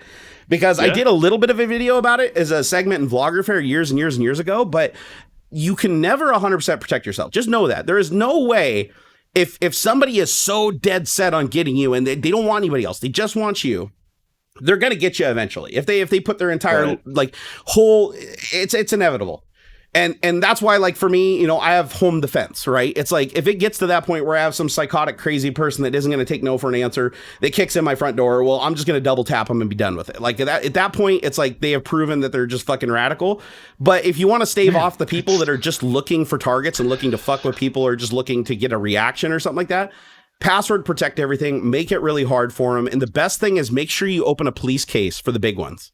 Like, if you have people that are sending you like death threats and like mailing you letters and shit to your house, turn that all over to police and get a police case open. Most police won't do shit about it. But by having that police case established, if they ever do something to somebody where they actually get caught in their local jurisdiction, all those police cases that were open with everybody all get tied back to them. And so it'll make the prosecution and the sentence so much worse for them. So, and luckily that's happened once out of 14 police cases that I have opened it's over the course of like 12 years. So it's not crazy amounts, but of all the police cases that I've opened with my local PD, only 2 of the cases ever got any traction. And that was the one where the guy was stealing my identity to get free shit from companies. We were able to find him, locate him, and the cops were able to get a subpoena to get the reshipper to give up his true address, which is how we tracked him and found him. And then we put a GPS in a box, and the GPS actually told us where his real house was, which was next door. He was having the packages delivered to his neighbor's porch and grabbed him off his neighbor's porch. So we found him. I contacted his family. He was a minor. Unfortunately, not a lot came of it. Their parents tried to pay me off to be quiet about it. I just told him, I basically sent all the information to the school because he was 17 and he had a full ride scholarship at a school. I got that taken away. He was really pissed off about that, but man, don't fuck it, dude. This guy caused me literally months of time. So in that was the only, but the police case is what gave me the subpoena that led to him. Without that, they would not divulge who the reshipper was. When I contacted the companies myself, I had to have a police officer do it. Wow. So he was able to get that, and he called back with information, and then we were able to get, but still no prosecution against him because he was a minor. And but we did get the scholarship taken away, and I'm guessing he probably can't go to that school now. So hopefully you learned enough of a lesson that he's not doing it anymore. That was years ago. The other one was the person that attempted to swat me actually got caught. Which I thought that was a good one. And I've had like 3 SWAT attempts on me, but they all get stopped because I have passwords on 911 and passwords with my local police department, which yes, you can do. Go to your local police department in person, talk to them, explain that you're on the internet and you're live streaming and you're at risk for swatting. Everybody knows what swatting is now. It used like 5 years ago. No, police departments were like, what the fuck are you talking about? No, they have a document they fill out. I can't remember the number. But you fill out the document, you basically give them 3 phone numbers that they call, and if somebody answers at those 3 phone numbers, like my wife or I do, or just somebody else answers, and they give the password or get somebody with the password, the whole thing's called off. And then they log where the call came from and all that shit, which is usually via VoIP or through VPN, right? So you're probably not going to catch them. But every time that happened, we added it to the report, the police report. And 2 of the 3 attempts on me were from the same person. And they made that assumption from the voice. So the voice that came into the call center, they were able to corroborate the 2 of them were clearly the same person, same verbiage, same accent, same, like tone. Like they were convinced it was the same person. I never got to listen to any of the calls though. They wouldn't give them to me because it's an ongoing investigation. I guess they didn't want me putting it on the internet. So anyways, months and months and months and months went by. Actually, it might have even been like a year that went by. And one of the police cases I actually got an update on that they actually located the person who initiated the SWATs. through him doing a SWAT against another YouTuber and them correlating the voices, the IP ranges, what VoIP he was using. Basically, they just forensically pieced together all the shit that he was using. So even though he's behind a VPN, everything matched up. His voice and everything. And they were able to catch him the one time that his VPN wasn't active and he tried to SWAT somebody, and they actually got his real IP address in time. So my case got pinned onto his case. But I didn't join in the litigation because he was in a different state, and I literally had to fly there and appear in court, right? And or have a lawyer and pay a lawyer a bunch of money to appear in court. So I was like done with it. But as far as I know, he did go to court and he did get prosecuted for this. Again, he was a minor, so I'm sure he probably got like a fine and a slap on the wrist, maybe some juvenile detention. But those are the two times out of 14 that something actually did come of it. So make sure that you open those police cases, because people do slip up. They'll make a mistake, man. Sure. They'll forget to turn on their VPN. The one time they forget to turn on their VPN when they try to call in a 911 call, even if they abort and decide not to SWAT somebody, if they can find out, like from the voice, they can find out from, and if you're using a voice changer, I mean, 911's just going to hang up on you. But they will forensically stitch that information together. And if there's cases all over the place that are of a similar nature, they actually put a query out for those. Like if they find somebody that was swatting, they try to find as many cases they can with similar voices, similar times when the calls were made, to similar time zones, similar types of streamers. They will piece that shit together once they have somebody, because they want to make sure that once they have them, that they don't slip through their fingers and they just go down with like one slap on the wrist for a single offense. Because chances are, when they got caught, it wasn't on their first attempt. So, and please, and don't feel bad like opening. Gene Scalp said you've been swatted. No, they're attempts. I was smart enough to actually get SWAT protection early on when I did my live streaming, because everybody was getting swatted, and I was like, it's just inevitable. It's gonna happen. It happens to every single fucking live streamer. So I decided to go fill out the paperwork, and a friend of mine actually got swatted. And he was the one that told me about the paperwork, because he didn't even know about it until he physically got swatted. And then he told me about the paperwork to go to the police station and fill out. And it was cool because I didn't even have to go to the police station. I called them on the phone and I said, can I come in to fill out this paperwork? And they said, no, we'll bring it out to you. And I thought that was really cool. They literally drove to my house because they want to know the house. That's the other thing that they want to know, is they want to have a visual representation and know what my house looks like. And they didn't take any pictures, so I don't know why these two guys, like, what are they going to explain what my house looks like to the other people? But basically, they have my address and they have my paperwork, so they know if a call comes in for any kind of swatting thing without that password, that it's not credible. And make sure that it's a password that you don't use anywhere else, and it's a verbal password that only you and the people that you trust very, very close to you know, and nobody else. Don't trust that shit with anybody. Treat it like your two-factor authentication. Random pizza delivery not equal to swatting. Oh yeah, not even on the same level. Random pizza delivery is more like, I know where you live. It's creepy, but it's like no. Swatting is attempted murder. Swatting is literally like, they call the cops, they pretend like there's a hostage situation at your house, and they literally will send the SWAT team to your home. Correct. Like, it was just a couple. I want to say it was 2 years back. Guy got 20 years for they slapped him with manslaughter, I think. Yep, and I believe he got domestic terrorism too. I think he avoided the federal charge. Oh, he did. Okay. The states got him for. I think Kansas City got him for manslaughter because 20 years for it, because somebody lost a Call of Duty game, called up some other dude he knew and says, hey man, you should SWAT this dude, and from a whole nother, and then he had the wrong address. Got the wrong address. Yeah, I remember SWAT this. Team shows up to dude's house. The guy comes out of the house like, what the fuck, and gets shot. And just dies. double tapped right in the chest. I remember. It was they kicked in his front door, and he was like standing in the kitchen, and he turned around and he lifted his hands, like, because he's like, what the fuck are you doing in my house? And the cop like panicked and thought he was like pulling a gun, and like shot him in the chest and killed him. And I don't remember if it was a female officer or not, but I know she was just scared to death, right? Because this is supposed to be like the call said he was like a mass murderer. He's trying to kill his family or some shit. So when they breached the door, they were like, they didn't want to announce their presence. They wanted to go in and it was like a hostage situation. There's plenty of videos. You can see plenty of videos on YouTube of guys like I don't know the name of it, but one of the ones that sticks out is the guy. It was actually part of like a team or like a company of like four guys all shared like an office space that they were renting. I know exactly which one you're talking about. Yeah. And he happened to be playing COD or some shit. And is that the one where he hears them like rustling in another room? And he like takes his headphones off and he just like, puts his hands up because he knows they're coming in. Yeah, he's like, I hear him down the hallway, and he stops and he just is sitting there like this. And thankfully that one was pretty low key for some of the they still. Did you see what they did to him though? They still shoved him down on the ground, and they put the dude who had his foot on the back of his neck, standing on him, holding a freaking assault rifle. I was like, oh shit. And, like that shit, I mean, it still happens. I feel like it's not as sensational as it used to be, but man, still they're calling a bomb threat to this office building, and I'm on the 5th floor, come and get me, ha ha ha. And dude, they'll fucking kill you. Yeah, and to mobilize that thing, like between the cost of resources, between everybody involved in that thing, from the time that it goes down, it ends up costing over $100,000. It's crazy. It's got to be.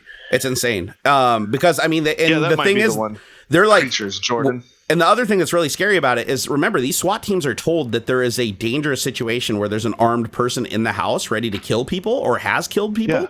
And so what happens is the SWAT team, when they breach the door, they're like fingers on trigger, ready to rock and roll. Yeah. They are on a hair edge.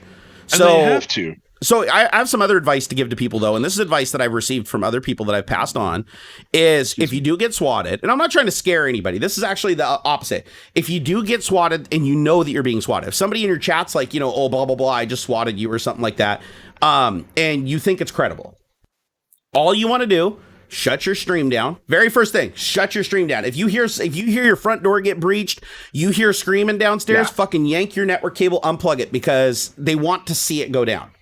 Like that's why people do the swatting. So you want to make sure they don't get that satisfaction, because as soon as they do, they're going to keep doing it. So you take that away.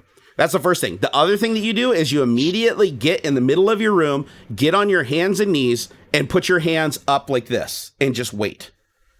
Yep. Don't scream, don't yell, don't do anything. Have your hands in plain sight. And I was actually informed by a police officer that this is what you do in a swatting situation, or even if the SWAT's responding to like a legitimate call, this is how you survive it.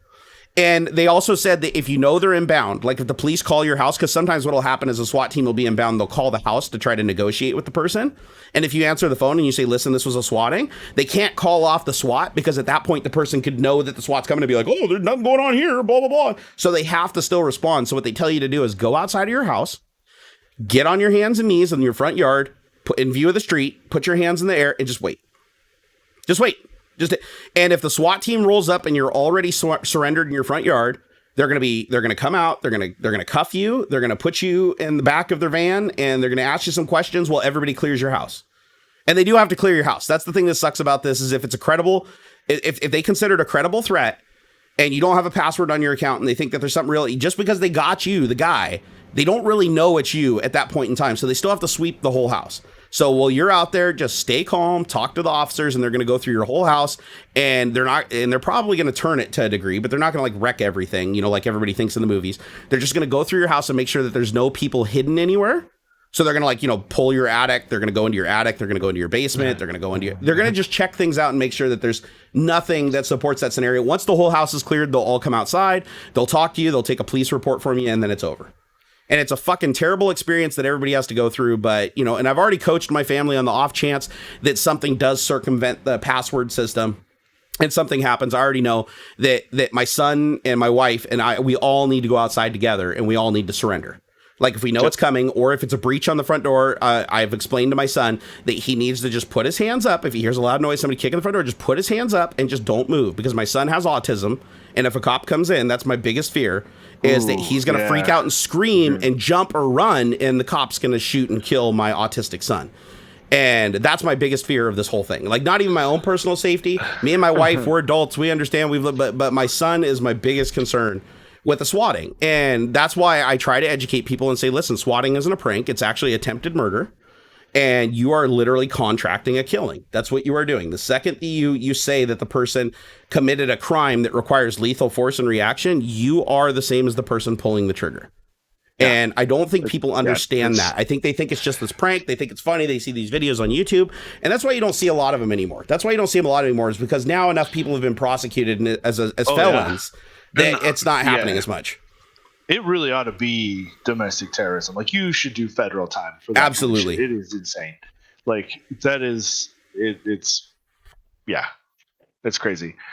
Wait, dude, I'm a little careful of it myself because, like, you know, especially when I was streaming for Puget Systems, is like my full name is on the website, you know, along with, you know, basically everybody else, and like sometimes I have the kids. That's what gets me, is like, that's why I'm very strict about not using their names. The little one is my intern, the big one is a teenager. Like, that's it. I don't ever use their names, because that's the last thing I need is some weirdo coming by and snatching them up at school, or thinking like they're gonna come knocking on my door. It's really scary. Or hassle us while we're at fucking Wild Waves or something. And it's I completely agree. I completely agree. And me, I've always been an open book. Everybody knows my real full legal name. They know the town that I live in. I've been doxxed a million times. I've never tried to conceal my information just to make it not a trophy. So I kind of took the opposite approach. And so far it's worked pretty well for the most part. But I noticed that a lot of people that do doxing, they do it because they know you don't want to be doxed. So if you just let that information just stay out there, like, it becomes less of a trophy, and people start actually kind of respecting your privacy a little bit more. Like, my privacy has been more respected just having everything out there than before, when I was trying to conceal everything and I wasn't saying my full name and everything like that. So not to say that'll work for everybody, right? That's just what I happen to do and what works for me. Yeah. But be safe, people. You know, there are lunatics out there that'll do stupid shit, and you just got to prepare for it. And if you are a live streamer of any notoriety, and even if you're not, like, there's been SWAT attempts on people that have like 5 viewers. Like, I've seen it before. People can figure that shit out and they can make that call. But luckily now they're taking it seriously enough that the prosecution is making people think twice about it, because no matter how good you think you are, I got my VPNs, I'm going through Tor, I'm using this like weird fucking IP gateway in Taiwan. Just remember that you're trusting the software on your computer to all do what it's telling you it's doing. All it takes is one fuck up, one little bug, one little remnant of your browser narking your JavaScript, or a piece of data being sent in your HTML header to the final target, and it negates everything, your VPN, Tor, everything. All of your anonymous shit just went out the window with that one tiny little mistake. And every time you get a software update, you potentially open another hole for that mistake to happen again. So if you ever think you're truly anonymous while you're doing this shit, at one point you're going to fuck up. And that's how these swatters get caught. And it'll happen. So that's why I say open police cases, because when they do get caught, you don't want them to think it's the first time. If they've done it 20 times, you want them prosecuted for 20 times. Yeah. Like, absolutely.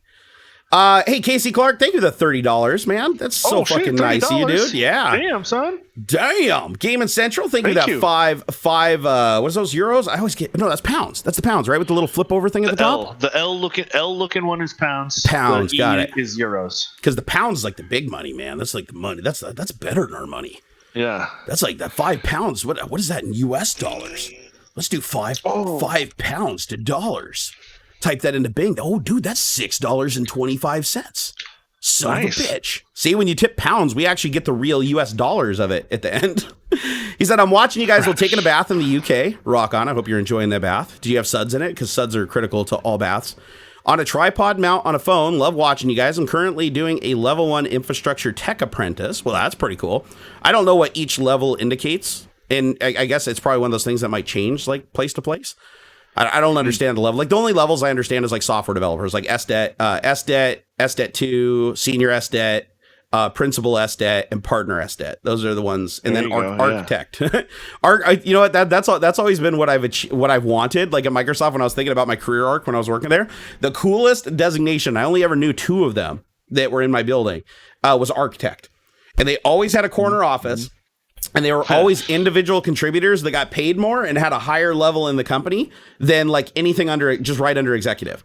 So think about these people that they didn't want to be an executive. They wanted to continue to keep innovating and building the technologies themselves and doing research and skunk work. So they would just take an architect title.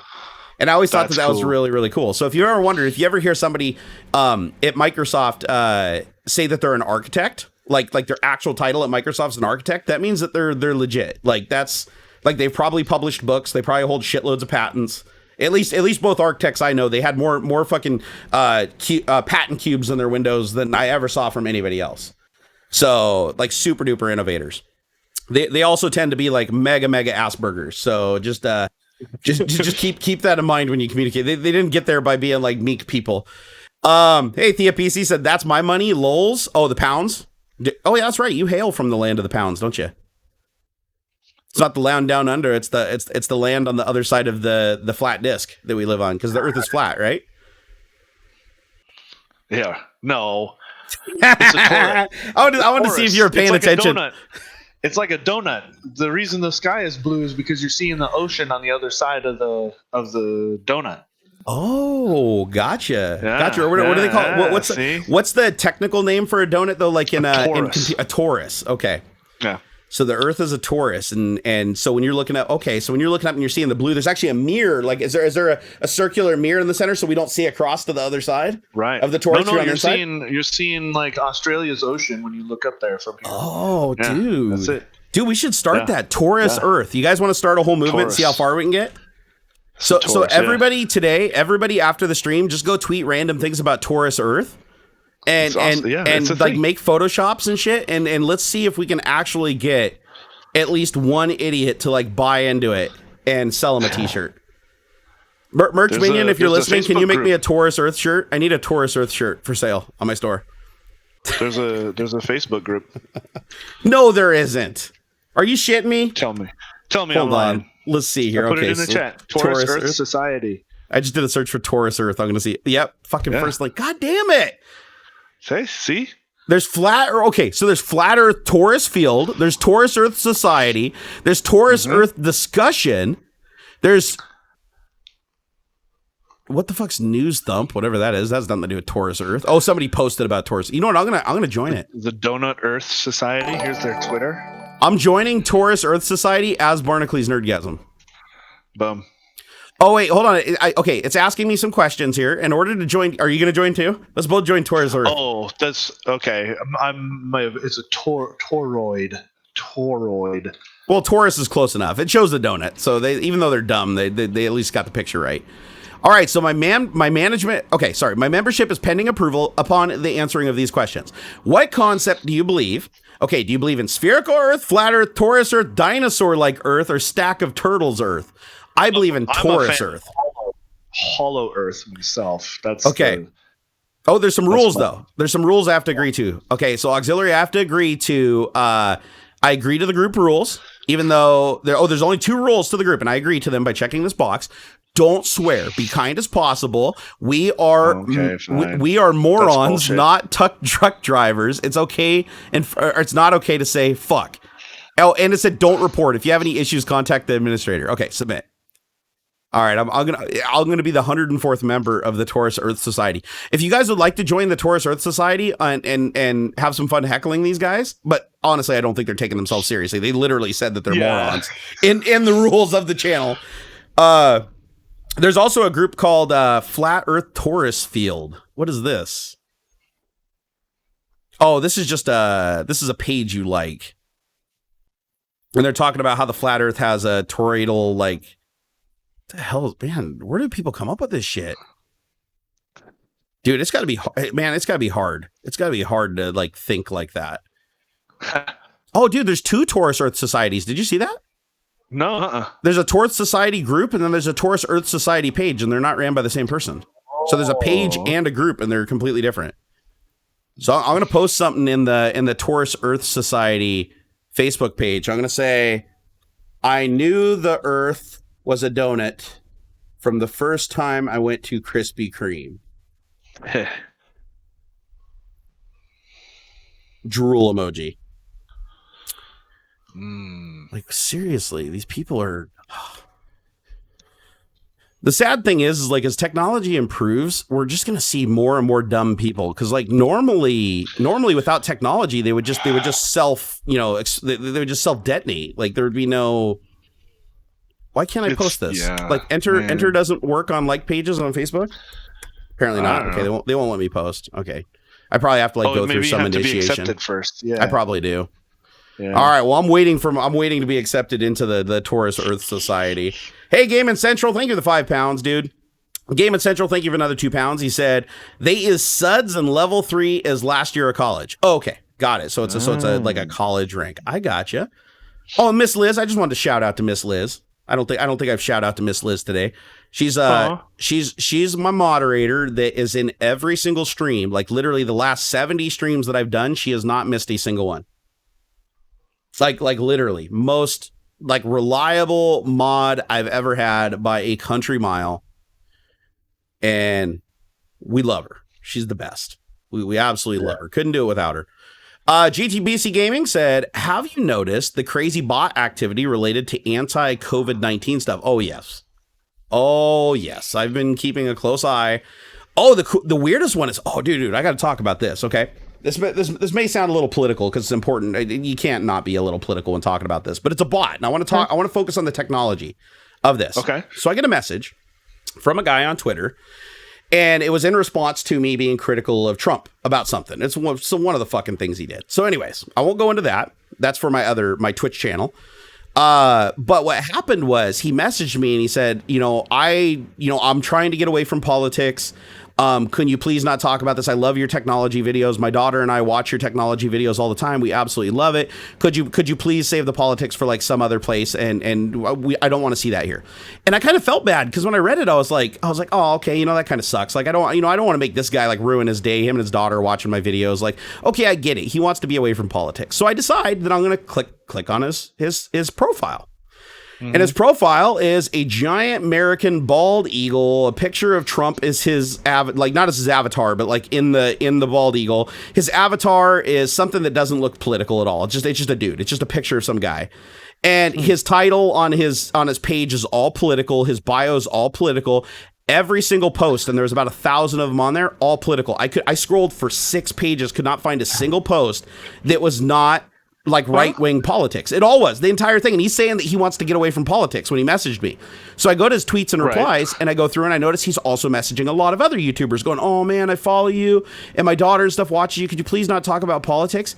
He's literally a bot. Now I do believe that he's a human bot, meaning that he's paid to do this. Like this is his job. His job, and I also noticed that he's never had an interaction with me before then. He only recently followed me, even though he said he's been watching me for years. And I've never seen this guy before. So, but he's like, I've been watching you for years, man. But he said the right things. He did enough research that he could say the right things to hook me. I went and looked at his thing and I called him on it. And when I called him on it, he kept trying. He just kept trying to be like, oh, but I try to get away from politics. Dude, I'm like, your whole page is politics. So I tried to find one message on your entire feed. I went through 6 pages. I could not find a single post that was not a retweet from some like I'm talking like Alex Jones, Judge Janine, Fox News. I mean, it was like so political, right? So I called him on it and I ended up banning him. But I was thinking to myself, I was like, dude, this is a new tactic I haven't seen from bots before. So bots normally will just go out and flood misinformation, right? To try to get stuff in front of you that'll make you think that something that isn't true is true. These bots are targeting people that have a certain number of followers, right? They're going into Twitter and they're looking for anybody that's using any anti-Trump hashtags, and then they're going in and they're just doing the slightest bit amount of study on the person to make them believe that they're a long-term follower and supporter. And then what they're trying to do is get that person to stop talking because they're trying to lessen the voice on one side, while they're simultaneously doing follow for follow with a huge bot network. So it's like 5,000 followers following 5,000, which is the hallmark of a bot. If you ever see a channel that's following you see a Twitter page that's following roughly as many people as is following them, that's a bot, because they do that. They follow each other to give themselves relevance and to artificially grow their bot network. So I looked at this and I was like, I haven't seen this before. I've seen a lot of bots. I've even seen the bots that pretend like they're Microsoft Tay bots that are like, oh, hello, Barnacules. How is it going? Did you know? You should check this out. Wow. But I've never seen a human bot that I think he went like 6 rounds before I banned him, where he came back and he kept trying to justify his stance that he was trying to double down and be like, oh, no, I want to get away from politics. But his entire channel was based on going and trying to snipe off people with large followings that are talking about politics. And so I'm like, how many other people that I've seen that kind of messaging from that I just didn't bother researching, that I just muted? How many of those other people are bots like this? And are they actually getting through to people? Are there influencers and family vloggers and stuff where they're like saying this shit and it's resonating with them and it's getting them to slow down their talk, while they're simultaneously egging on and firing up the other group to get them more vocal? So it's like it's a new generation of bots. I've never seen something like this before. This is brand new to me, and I've been in the bot game since the beginning. And I have yet to see, and I've seen the fake bots where they just pay people. It's the same thing as Indian scammers, right? Like the tech support scammers. Right. It's the same thing. They hire a group of people in a room, and their job is to literally go out and basically be humans so that they can defeat all the automated mechanisms that would filter them and represent a stance. And it's usually, you can tell it from really bad spelling and grammar. I know that you could argue that the people that support that stuff all automatically have that, but you'll notice that you'll go to their page and it'll say where they're from, and the place where they're from won't even be like a real state. Like they just put in USA or America Town or something like that. But you'll notice when they reply to you, the words that they use and stuff, it's all like phonetically spelled. And it's all really, really broken English. And these are people that are like, oh, I'm an American and you're not an American. You need to do this. And it's like, no, they're not from here. They're literally being paid. There is somebody, and I'm not saying who's paying them. It could be anybody. It's just somebody who has a vested interest in that party or that politic. They're able to pay these people to go out and simulate real people to get through these mechanisms. And I'm seeing more and more of them all the time. But this one was clever. This one was clever because he took an angle I haven't seen before. And that was trying to appeal to me as a content creator. And be like, oh, listen, dude, like, I get that you need to talk about politics, but could you not talk about it anymore because we really love it. We want to keep following you. And it's like, dude, you've never followed me. You've never interacted with me. And your entire page is predicated on trying to shut down voices. So one, that told me that obviously I'm big enough to make them care, like on their list of constraints. At least I'm big enough on Twitter. So I'm like, okay, cool. I'm big enough to actually be considered a threat. But I thought that it was really fucking interesting that they were doing this. And even me, somebody who's used to bots, I completely fell for it for the first 5 minutes. Like my first interactions with this guy for the first 5 minutes, until I clicked on his profile and I looked at it, I was completely convinced that this was like some dude that watches my shit for a long time with his daughter. Wow. It was like appealing to me. And I'm like, no, dude, it's totally fake. It's just a fucking facade. Jeez. And I was like, wow. So if you guys find people like that, please tag me on Twitter if you see interactions like this, because I want to start finding these bots and reporting them to Twitter. Because it's easy to report them to Twitter. Just report them to Twitter as a spam bot, because any Twitter staff that actually goes in and looks at that will see exactly what they're doing. And they're considered just as much a bot as a programmed bot. So, but I was like, my God, these fuckers are getting clever. And the other thing that gave it away for me too is he kept misspelling like America or something, like a really simple word that every American knows how to spell. He kept misspelling that word over and over and over again. Yeah. And I was like, okay, this, I understand there's a lot of people that can't spell good. I'm one of them. I suck ass at spelling. That's why I use a spell checker. But this guy, it was too much. It was too much. And it kind of prompted me to go look at him. And then I was like, oh, fuck, I fell for it. So just know that if you see somebody that's coming at you trying to get you to stop doing something that you're doing, make sure that you investigate who they are and where they're coming from before you make that decision. Because social engineering is getting really clever these days. Oh, for really sure. Clever. I wouldn't be surprised too if it's like, I mean, how hard would it be to hire basically a mechanical Turk to do that? You're just hiring somebody. Hey, run this social media account for me. And just copy paste this stuff. That's the other thing. He never had a tweet that wasn't just a reply. Every tweet he had was a retweet, and then under tweets and replies, he'd be replying to people to appeal to them to either stop or to fire up and support other people. Yeah, that's a big one. I block or mute people who like I'll go to their Twitter profile and it's literally just nothing but retweets. It's like come on. Yep. And I don't understand why they don't just put in something simple like that. Like if you create a Twitter account and you're never actually participating in the Twitter experience, literally all you're doing is retweeting other stuff, regardless of what it is, right? You're just retweeting other stuff. It seems like if they just shut down those, or they made a rule against it, or they lessen the exposure, right? Like if you want to be exposed to more people, if you want to be exposed to more people, then you have to at least participate as a human in the experience. But Twitter doesn't do that. And I think the reason that they don't is because there's so many companies out there that use automated mechanisms as opposed to the Twitter UI to post messages and to retweet stuff and to respond to people, that it's like, it is very difficult for them with any kind of accuracy on that scale to pick out the bad guys without hitting a bunch of the good guys. Yeah. And so I think it's just a collateral damage thing at that point. But I've thought about making a bot myself on Twitter, because with the APIs on Twitter, it's really easy to make a bot and then just follow a shit, like go search and follow a shitload of accounts and then monitor the tweets as they're coming in. And I was going to make a bot that could just use machine learning to figure out which tweets on a weighted scale are, say, either for or against Trump or for or against a political party or for or against climate change or for or against, just pick two norms, right? Keep it really simple, a really easy trained model, and go through and show it examples of phrases that are for and phrases that are against, so that it can start finding the patterns and learning the tones, and then just unleash it on the internet, and basically have Twitter give me almost a US stock market exchange on how people are doing in real time just from Twitter. So just basically analyzing all of the tweets on Twitter for given topics, given hashtags and everything, and keeping a trend of like percentage wise for and against as I pull more people in and more data points, and then start adding weighting and stuff to show who's standing out the most. Like, who are the top 10 people that are tweeting the most that fit into this, weighted into this category. And it'd be cool to draw those statistics and actually be able to have a web page that anybody could go to, where they could literally see, like, and then have a weighted thing where you're basically like, probability of bot is like 50, 60, 70, 80%, 90%. It's not going to be 100% accurate, but you could start drawing conclusions on who the bots are on either side of the argument by the people that are most engaged on that with no other engagement whatsoever. And I bet you if you created something like that, you could probably even create an automated mechanism to flag them. So basically, like, go through and grab their top post and just be like, hey, check out my website. I analyzed this and determined that there's a 93% chance this person's a bot. Here's how I came to this conclusion, and just have it be an automated mechanism. I think it'd be really cool. Yeah. I don't know how much shit would need to go into that, though. To be honest, I know a little bit about machine learning, but I've never actually used any of the machine learning tools to actually build a neural network to like go out and figure stuff out. But like, as far as a data set that you can feed into a neural network, man, the API for Twitter would be perfect, because it's just a constant stream of data coming from everywhere, right? Mm-hmm. Oh, there's also a tool. What's it called? Is it Bot Sentinel? Does that sound right? Hold on here. I want to see if I can find this. Botsentinel.com. Is that it? Here, don't go there until I verify this. I think it's called...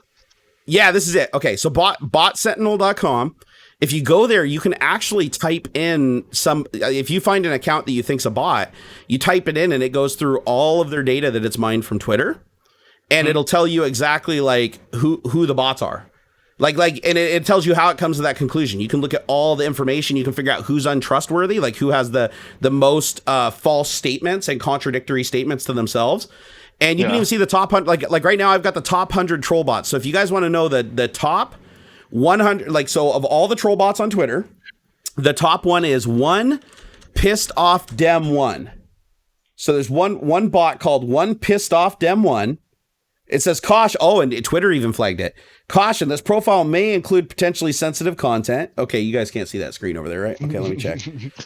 So one pissed off dem, look, it's got a Joe sign at the top, a vote for Joe Biden.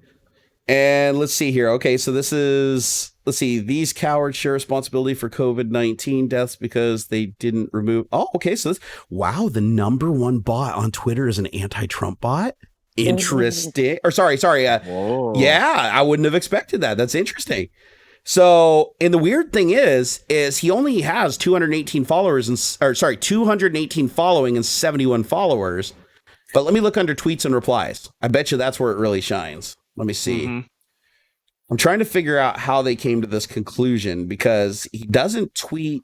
No, he tweets a lot. Okay, so let's see. 2 hours ago, 1 hour ago, 2 hours ago, 2 hours ago.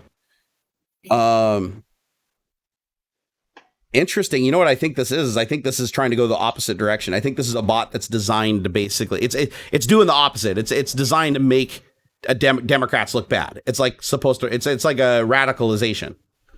So, but it's interesting because it's like, oh shit, okay, this thing posts a lot, guys. Like I'm already on like page 6 and it's still 2 hours ago. So I can see why this is flagged. Yep, and there's no real tweets. Lots of modified photographs.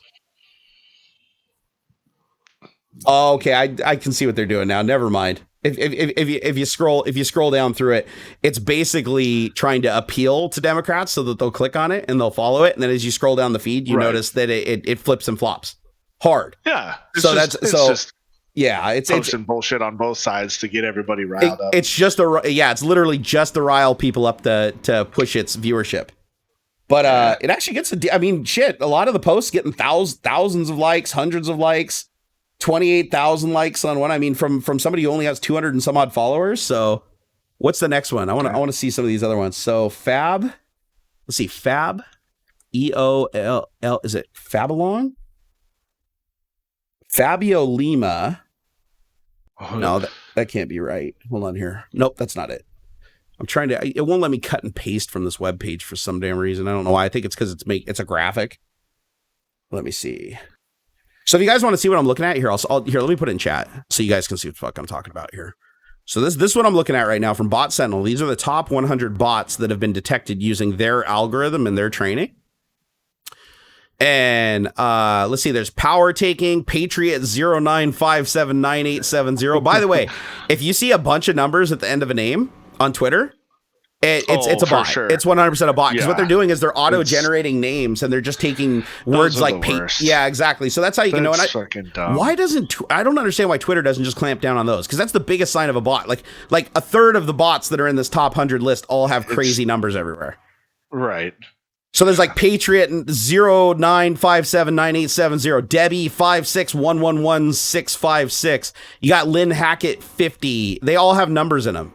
Tony 201713, Ricky SI 160877724. I mean, they're obviously bot accounts. But I am curious though. I want to see more than just one of these. So let me type a couple of these in. So I'm going to look at Patriot 095. This is the fourth biggest bot. So so Patriot 09579870. Okay, this is definitely a bot account because it has 3,690 following and 2,344 followers. So those numbers are fairly close. Okay, scrolling down, let's see. What is it? Oh, again, it's just all retweets. No actual posts. That's a good sign of a bot, too, is there's no actual posts, just all retweets of other political accounts that are in the same bot network. So they're all artificially inflating each other is what they're doing. Let me click on tweets and replies, though, and see if there are any real replies. Oh, there is. There is. Okay, so 3 hours ago, there was a reply to Sean Hannity, of all things, said no criminal Nazi network has been caught lying thousands of times, and only a sheeple idiot would listen to anything they say. Very evil, lying, thieving, despicable CIA Mockingbirds propaganda company of traitors. That sounds very auto-generated, doesn't it? Time to send them to a USMCJ for sedition and treason traitors. So that seems like a very automatically generated response to something. It hurts my brain. It hurt my brain to read that. Let's see. Did he post anything else? So mostly retweets, mostly retweets, mostly retweets, mostly retweets. Still can't find anything. Can't find anything. Oh, here's another one. All right. So this is a reply to like countered Governor Ron DeSantis shame media or some shit like that. It said, it's not media. It's the evil, lying, thieving, despicable CIA Mockingbird propaganda. Yeah. See, it's all generated. It's auto-generated. Wow. So these are auto-generated replies. So what they're doing is they create a canned response that's got a couple words changed so that Twitter doesn't pick up on the pattern, and they're dumping it as a response to anything that fits their criteria that response may make sense to. Yeah. So they're leaving it vague enough. Like, check this out. This is fucking crazy. What's most troubling to me, Kevlar Condom said that's human. I don't believe this is a human, actually. Like after looking at three of their posts, these look like they're actually semi-auto generated, almost like Mad Lib responses. I think they're seeking out things to answer is what they're doing. They're creating the answer and they're seeking out the post that answer fits best to, and then manipulating it just enough. That's why they use the same thing. Like nobody would remember to use those 4 words in that order on 2 replies. CIA Mockingbird propaganda. You know, like. And USMCJ. So all the posts today from this person all reference those 2 phrases: CIA, USMCJ, and those lying Mockingbird. What is it? Lying? Was it lying CIA Mockingbird propaganda companies or traitors who have been caught lying thousands of times, and only a sheeple idiot. Again, sheeple idiot would listen to what they say. Same phrase as the previous one. I think this is cleverly auto-generated. Hey, Kevlar Condom, we disagree on some things. Stuff. I got some experience in this department. I know you do too, but there's too many monikers here that show that this is a trained. These are trained responses. These are not just like humans sitting there giving a crafted response to a person that's unique to each person. It's like copy pasta kind of stuff. Like, oh, I'm going to use this block as I don't know. It's just fucking weird. This is so. What troubles me the most is like people like believe this stuff. There's like that's why they do it. like That's why they do it. legitimately, just I suppose innocent people who just believe it. They see this stuff and they think, oh my goodness, this is true, Yeah. And it's hard. See, the reason why I'm thinking it's auto generated is okay. So this is the third real post from the person just 3 hours ago. All three of these posts happened within an hour. The sheeple is very strong in this one. Obviously, you're too lazy to own your research and just can't stop drinking. And the very evil, lying, thieving, despicable CIA Mockingbird's propaganda company Kool-Aid Sheeple Mania. Bah bah bah. Like this is not a coherent thought in response to something. It's something in search to an answer, and then basically a machine AI creating it. As a matter of fact, I saw something that Preston, press reset. So Preston created a network for creating, basically analyzing YouTube and creating titles for videos. And he showed it to me, and it's actually really, really clever how accurate some of the titles can be, like how appropriate they can actually be and seem like they're real, even though they're completely fabricated. So fucking crazy. Kevlar kind of said it's probably cheaper to just use copy and paste out of India. And that's the thing too is, yeah, totally, right? So I do understand that this could be a human bot. I'm just saying that what they're doing is achievable with current technology. You can create a Microsoft Tay that can make a neural network that can basically mad lib together a story. As a matter of fact, I've seen a neural network that writes stories. Yeah, so, there's definitely enough data out there that you could have this auto generate and it sound fairly legit. And it would be basically the same as what a lot of these people, like legit real people, post anyway. You gobble up enough weird fucking Twitter responses from the thousands of people out there who just say the same thing over and over and over again, and it would be indistinguishable. It's really, I bet you it wouldn't even really be that hard. Dude, this is crazy. So the top 100 bots, and these are troll bots. Keep in mind, Bot Sentinel isn't looking for political things. They're looking for the people that attribute bot, like bot tendencies, right? So I just picked one that was like way down the list. So far, I'm 3 for 3 for politicals, right? All these bots are political, like the biggest bots on Twitter, the top 100 Twitter bots that are running around that are just retweeting, 100 times an hour. They're all bots. Every last one of them. Like Ricardo, Cuban American historian, right? Love America 300. This is bio. Love America 300% forever and ever. Hate socialism. No hell because I was born and live inside in a communist community. Proud Trump supporter. Mega Keg 2020. Everything misspelled. All miscased. And he claims he's in Miami, Florida. So this may actually be a real human being. I'm just kidding. Yeah, and it's all retweets. Just like everything else. It's just, and I mean, retweets at a level that like a human couldn't even do, right? This is somebody who's just like, I mean, they're retweeting as fast as the Twitter API will allow them to. Like a human being couldn't even do this. And let's see, does he have a post? I want to see if he has a real post.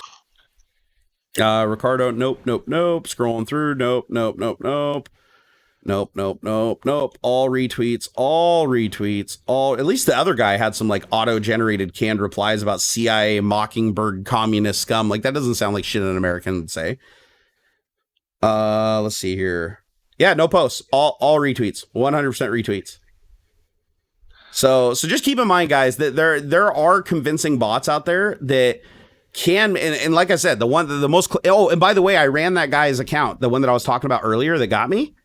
I ran his account through Bot Sentinel when somebody posted because I wanted to make sure it wasn't just like a doctored image. Somebody posted saying it was 93% potential for him being a bot.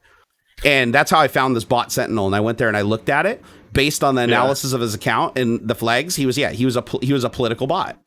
And the fact that when he responded to my thread, it was literally just to try to appeal to my humanity and be like, oh man, please, I want to get away from politics. I don't want to see this on you. I love your videos. You should make more videos or whatever. And it's like, I do believe that one was human because we went back and forth and it was actually a very human response. It didn't feel weird other than the misspellings. So I do believe it was a human that was hired to manipulate me and other people. But I was like, man, dude, that's fucking weird.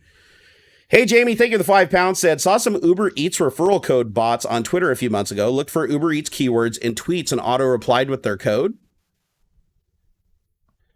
Why'd you... wait, so they auto-replied to their own tweets with the code, or... What?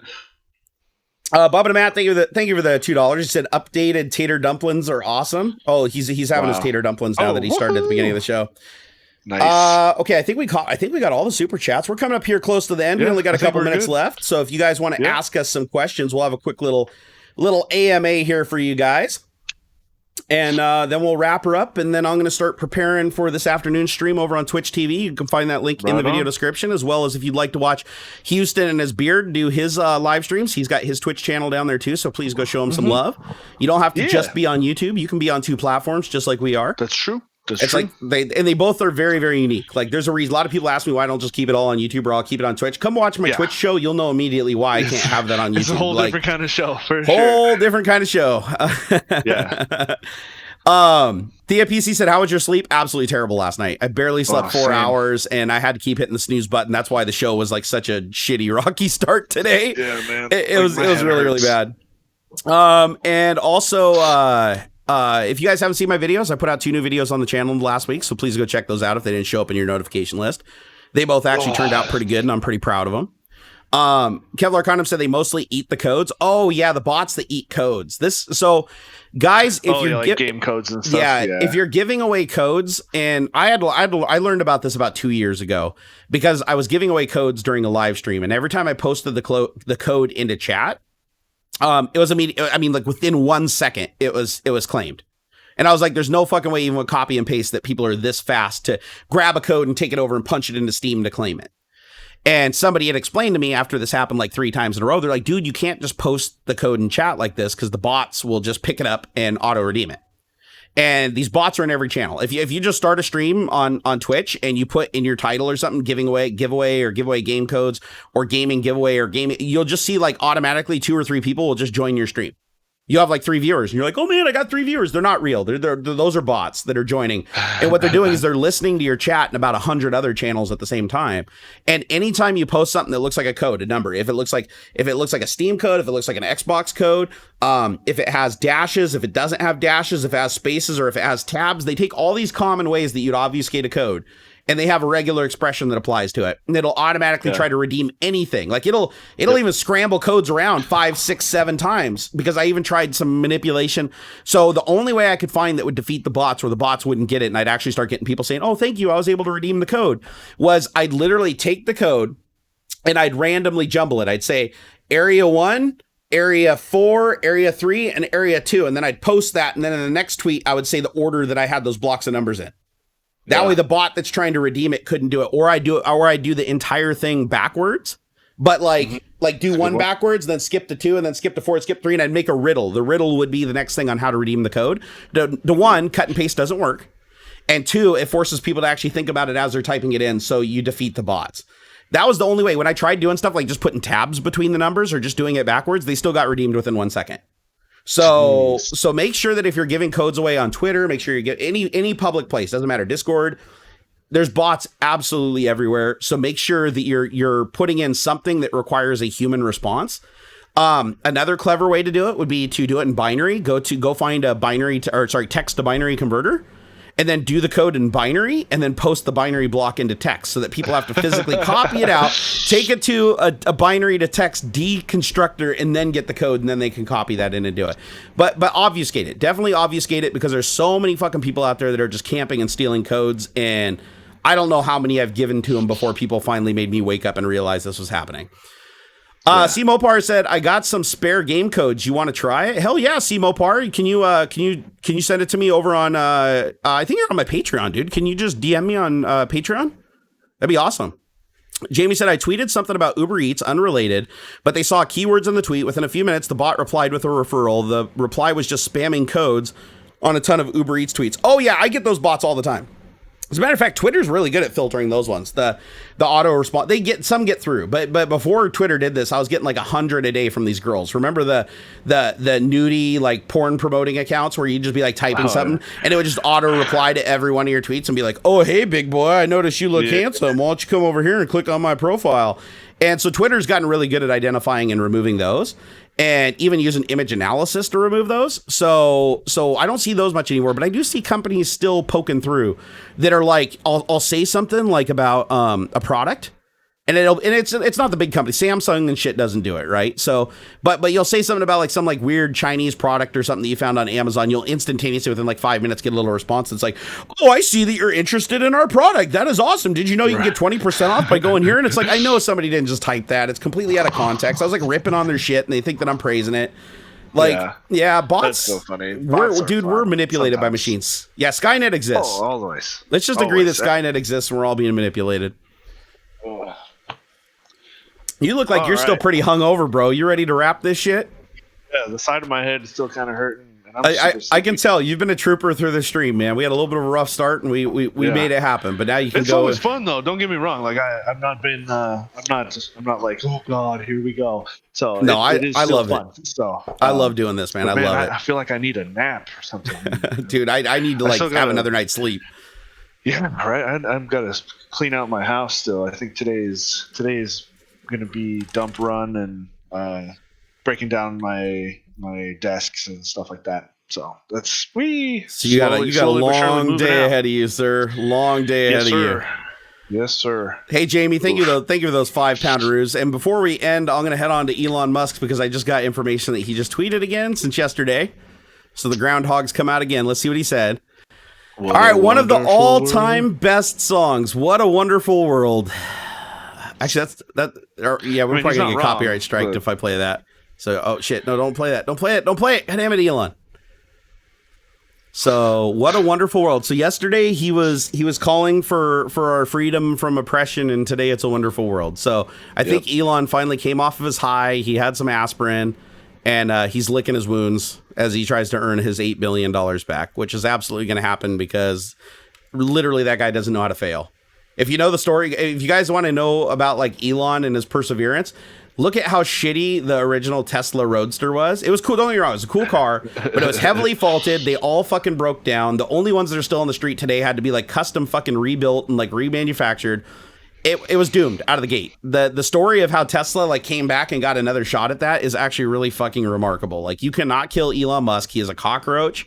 If he sets off to do something, if he's going to land on Mars, fucker's going to land on Mars. He's probably going to do it himself carrying a flag. All right, guys, if you guys want to give us a follow over on social media where we're at, most of the time on Twitter, you can find our links in the video description for this. If you're not watching it live, same place, video description. The full show should be up here in a couple of hours. I know it's got to process. It only shows 2 hours until it processes for a while. But then the full show will show up. When it does that, I'm going to post links on Twitter. So if you want to wait until the full show is visible, if you missed most of the beginning of the show, I'd urge you to wait instead of just watching the 2 hours and wondering where the hell the first hour of the show went away because YouTube's really confusing. Also, we are on Twitch, so we'd appreciate it if you come over to Twitch, give us a follow so you get a notification when we go live over there. And then you could check out our shows that we do by ourselves. That's what I do something called, it used to be morning coffee, now it's afternoon coffee. I do it every other day. And I've only missed one show in 66 shows. I missed one show by one day. So I'm pretty reliable. I'm pretty reliable over there. So, and just to let you know, there's no holds barred, unfiltered, completely craziness over there. And that's why I do that over here. Cause here on YouTube, we kind of keep it constrained, but over there, I'm completely fucking gloves off. I'll talk about anything. I'll answer just about any question. So I tried to keep the two separate for that reason. All right, you got anything to say there, baby Huey? No, just follow the social media stuff, and sometimes I stream on Twitch, and that's about it. Awesome, guys. Thank you so much again for everything. Thank you for the support. Thank you for those super chats and keeping us going. And we will see you guys next week, Saturday at 10 a.m. Same bat time, same bat place. That's right. Expect to see about 2 more videos uploaded to this channel before the next live stream, because that's what I'm going to try to do. I'm going to try to do 2 videos a week. We'll see how it goes. All right, take it easy, guys. And until next time. Bye.